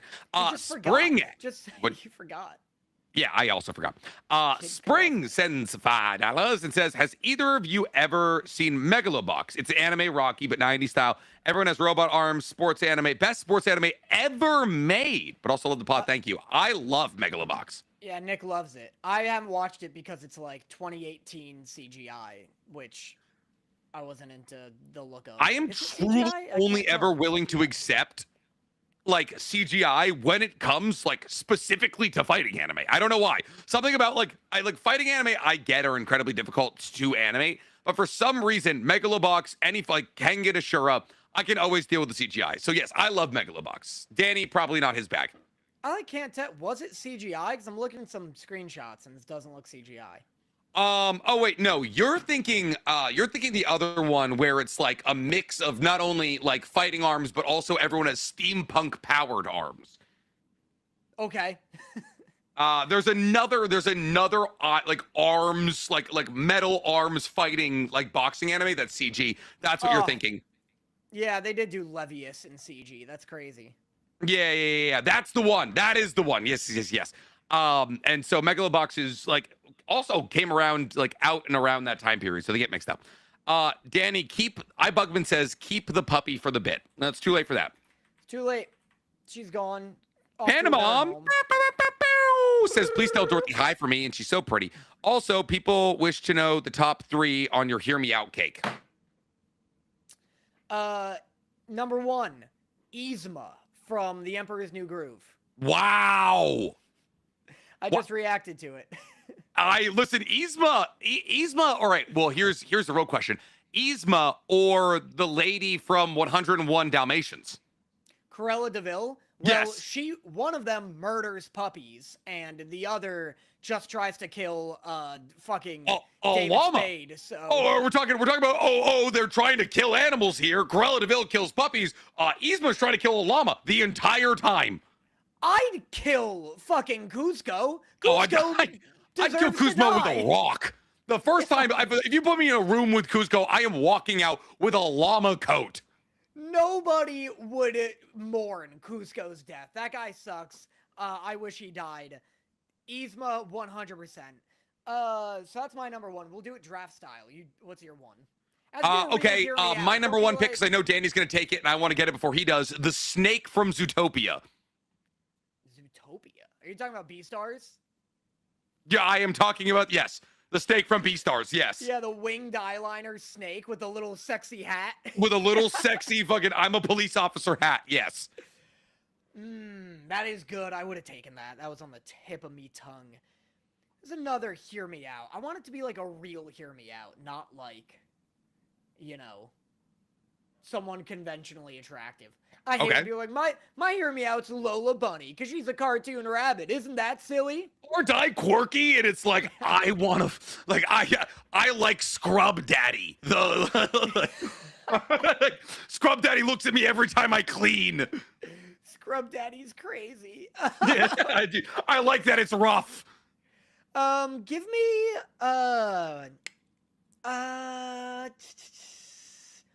what's like a disgusting freak? Give me, Boros from, One Punch Man? I like Boros as a pick. Big eyeball in the chest. Yeah. Big, horribly placed eyeball. Yeah. Big, horrible kind of goo monster. Always electrified. I'm going to go in the exact opposite way here, and I'm going to say Maharaga. That's a good one. That's fair. Big pirate ship wheel. Big pirate ship wheel, a literal blade for a hand, but like 7'5" and muscular. I'll take Tigerfish from Nemo. Nemo fish is pretty good. A Nemo fish wouldn't be bad. I had a different one. Hold on, sorry. Give me literally a second to remember this. Okay. Dobby is a Hear Me Out. You're dead wrong. Dobby. Oh, someone said a xenomorph. Predator, 100%. Oh, a Yacha? Yeah, Yacha? Just fucking fish. No, the ones that wear fishnets up their thighs and shit like that. You know what I mean? Have you ever seen female Yacha? You ever seen? No, but I assume that the giant head offsets whatever sexy body. Like, listen, if you've seen Badlands, even the Yacha from Badlands, that's a good-looking Yacha. I accidentally wrote Yamcha. Yamcha is not a Hear Me Out. That's just a conventionally attractive baseball player. I don't know how to spell Yacha, and then I don't want to write female predator. All right, female predator worked, actually. Shockingly, it's all what I was looking for. Hillary Clinton! How'd you get here? Yeah, the giant spider face. Like, this might as well be a guy. I'm as attracted to this as a male Yacha. That's incredibly fair. My final choice here is Kureha from One Piece. Kureha? How do I Chopper's like mom. I'm afraid. Look, okay, I see what you're talking about here. Yeah. Yeah, okay. yeah. The doctor from Chopper's Island. I got you. Okay, that's reasonable. Cool. All right. That's a great question. Thank you, Panda Mom. SF sends $20.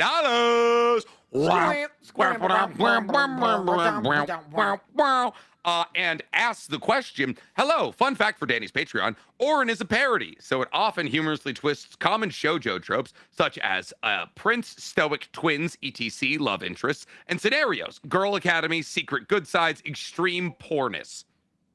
I mean, that's not like shocking to me. It's like pretty clearly self-aware and silly.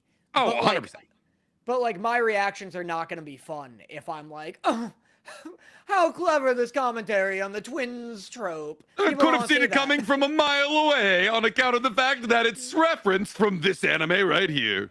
Yeah, people don't want to see that. They want to see me be like, the twins are kissing again. They gotta stop doing this. They know they can't do that. Who thought of this? Who thought of this? I'm getting Show me impressed them. with the faces I can make. I don't think I was able to make these faces pre being a reactor. Yeah, I mean, that's just doing great thumbnail photos right now.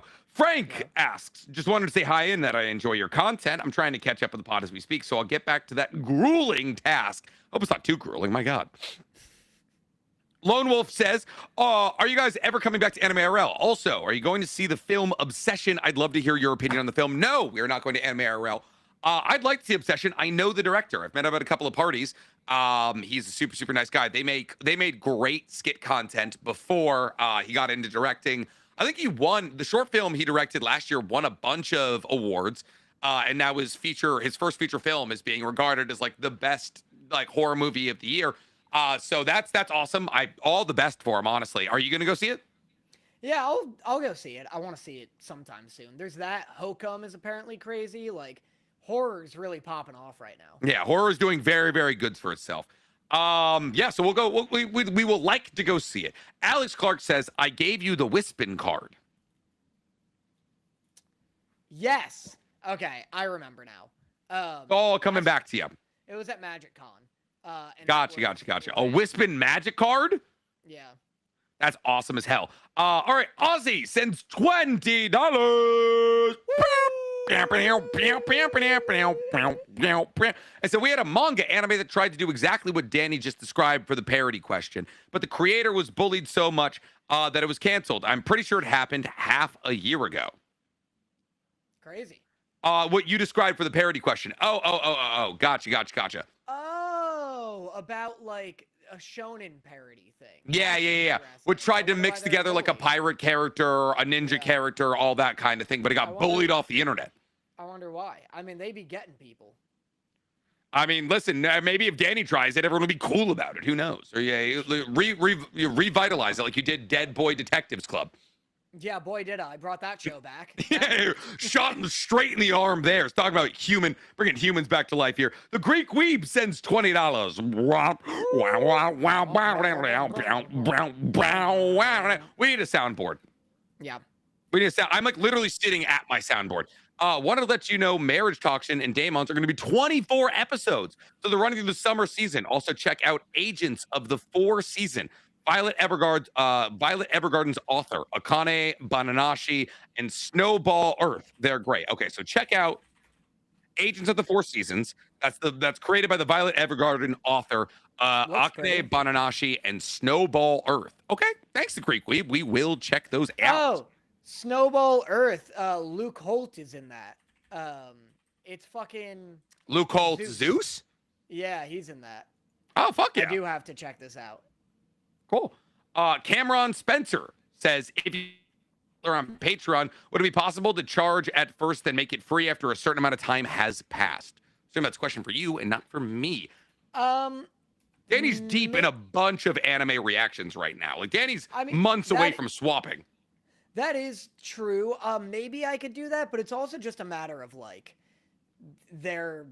well, I could make it free on Patreon after like a couple of weeks. I don't know. Maybe I could do that. Sometimes they just get sniped off of YouTube like entirely. Like it's not even about monetization. They're just like, you can't keep this up. Yeah, exactly. The Greek Weeb sends another $20. Wow, that was actually, holy shit, I was snapping that. Check out Galaxies. It's a new manga from Kodansha. Great art, action, lore. Chojin X is a great slow start, but chapter 20, it hits its stride. One of the best manga reading right now. Both manga release when chapters are ready, no shuttle. I'm assuming that just means like manga chapters are just ripping out here. Yeah, honestly, I think I might have a manga reading night. I have time. I'm not going to film a reaction video tonight. I'm just going to sit down. I'm going to read a little Kagurabachi. Maybe I'll get into Chojinettes. I'd like to be more tapped into manga right now. That's for sure. I feel that. Ozzy sends $10. It says the manga I talked about earlier was called Cheat Slayer.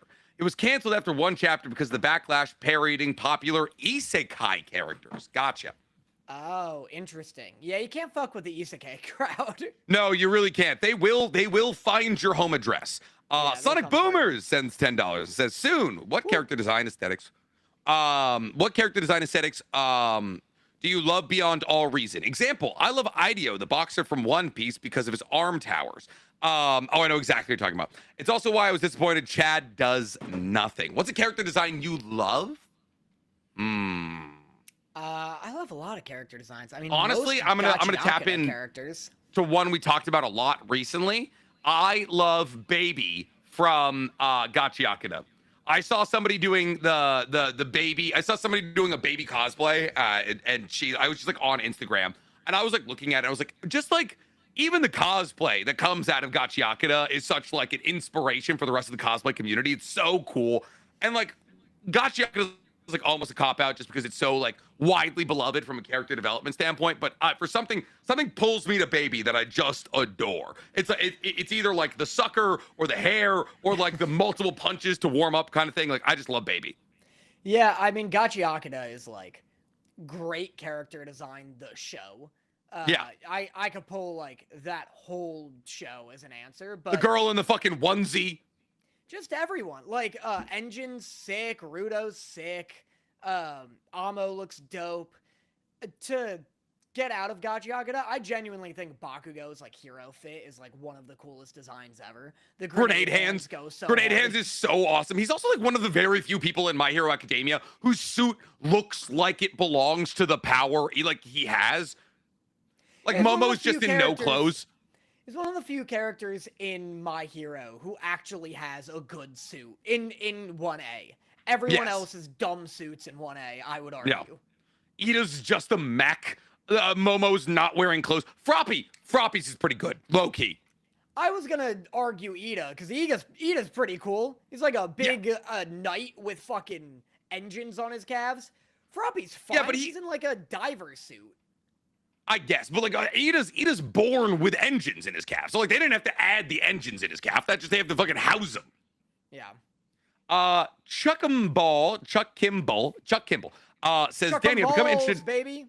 Chuck 'em balls in my mouth. Danny, I've become interested in filmmaking, slightly inspired by you. Where would you say the best place and thing is to start learning?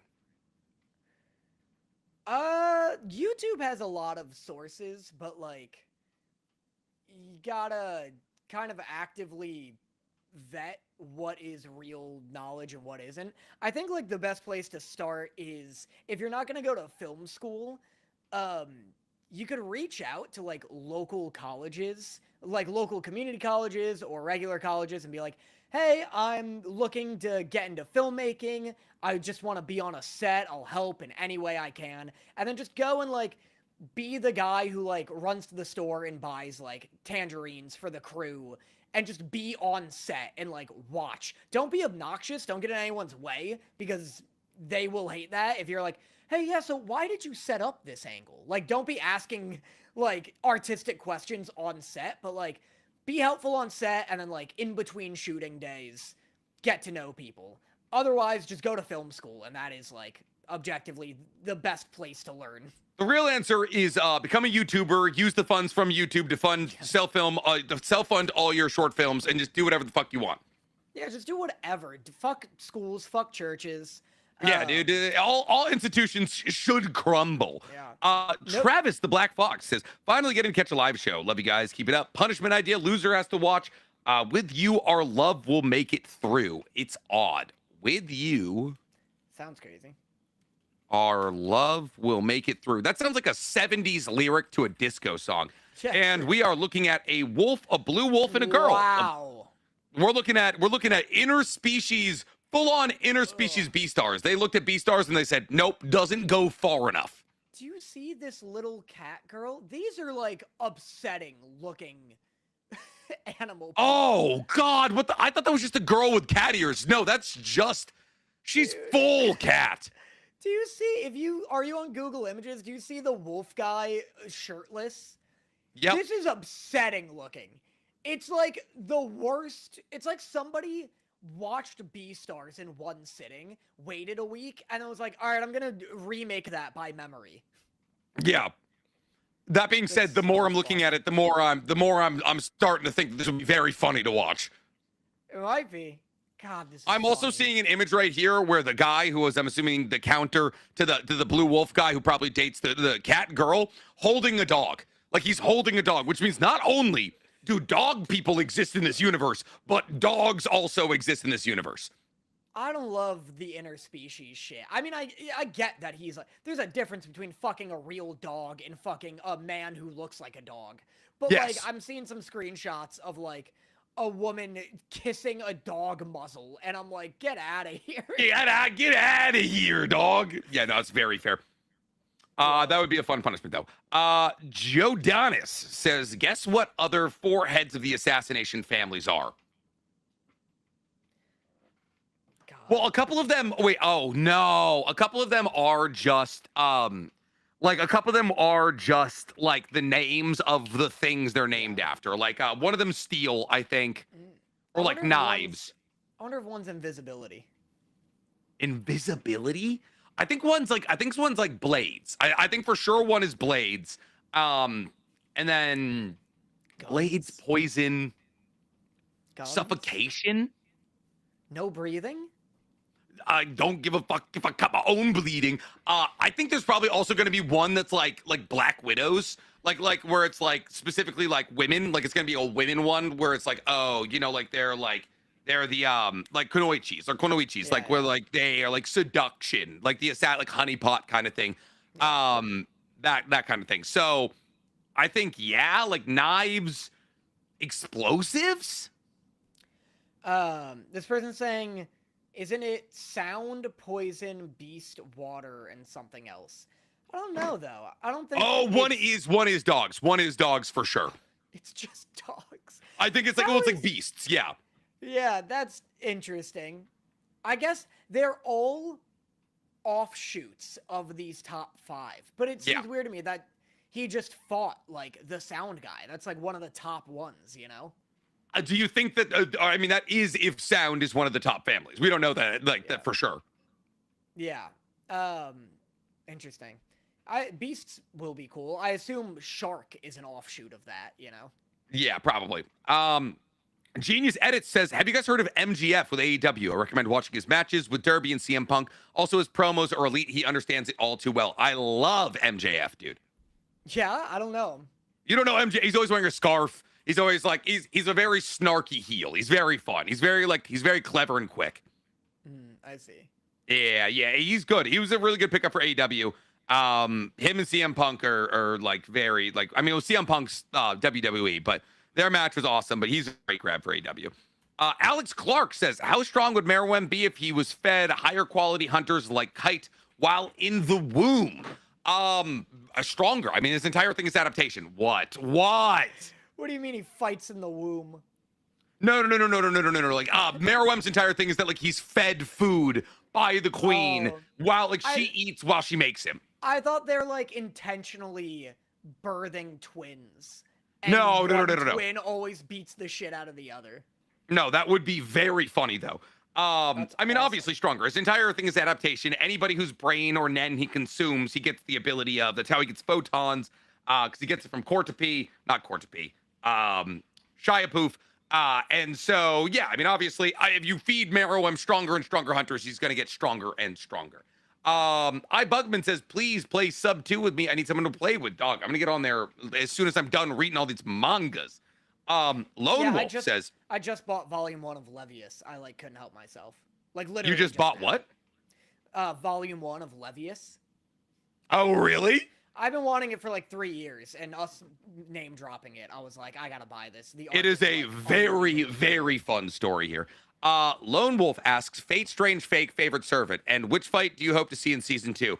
I want Enkidu versus Pale Rider, and my favorite is Gilgamesh. Ouch, being a Gil fan in the big 2026 is difficult, because all you can say is that didn't count. I also love Gil. He's not my favorite. My favorite servant from Fate Strange Fake, man, I don't know. Assassin's been fun. I like Assassin. I like her connection to like the zombie guy. Also, it's cool to see that that Berserker from the True Fate be like, so the Berserker from the actual war is from Enkidu and Gilgamesh's story, the original epic. But I'm gonna say right now, probably Enkidu. I just love Enkidu. Enkidu is my Gilgamesh. Sam Fisher says, have you guys watched Akane Banashi? It's basically a battle sports shonen about Rakugo, performative storytelling. The dub just started on Netflix. I'm sorry, was that performative storytelling I saw? Oh wait, is this that fucking game with the no? What is it? Akane Banashi? Yeah, Akane Banashi. This is the second time we've been asked about it today. This looks gorgeous and very fun. I have no idea what this is. I'll check it but out. Now I'm hearing it's all about performative storytelling, and I for some reason don't. It's like slam. Oh, I know what it is. Yeah, so there's this thing in Japan where like one person sits on a stage with a fan. Like you have like one prop, and the prop is your fan kind of thing, and you tell a story. Yeah, and it's Rokuro. But no, I've never even thought to watch this. All right.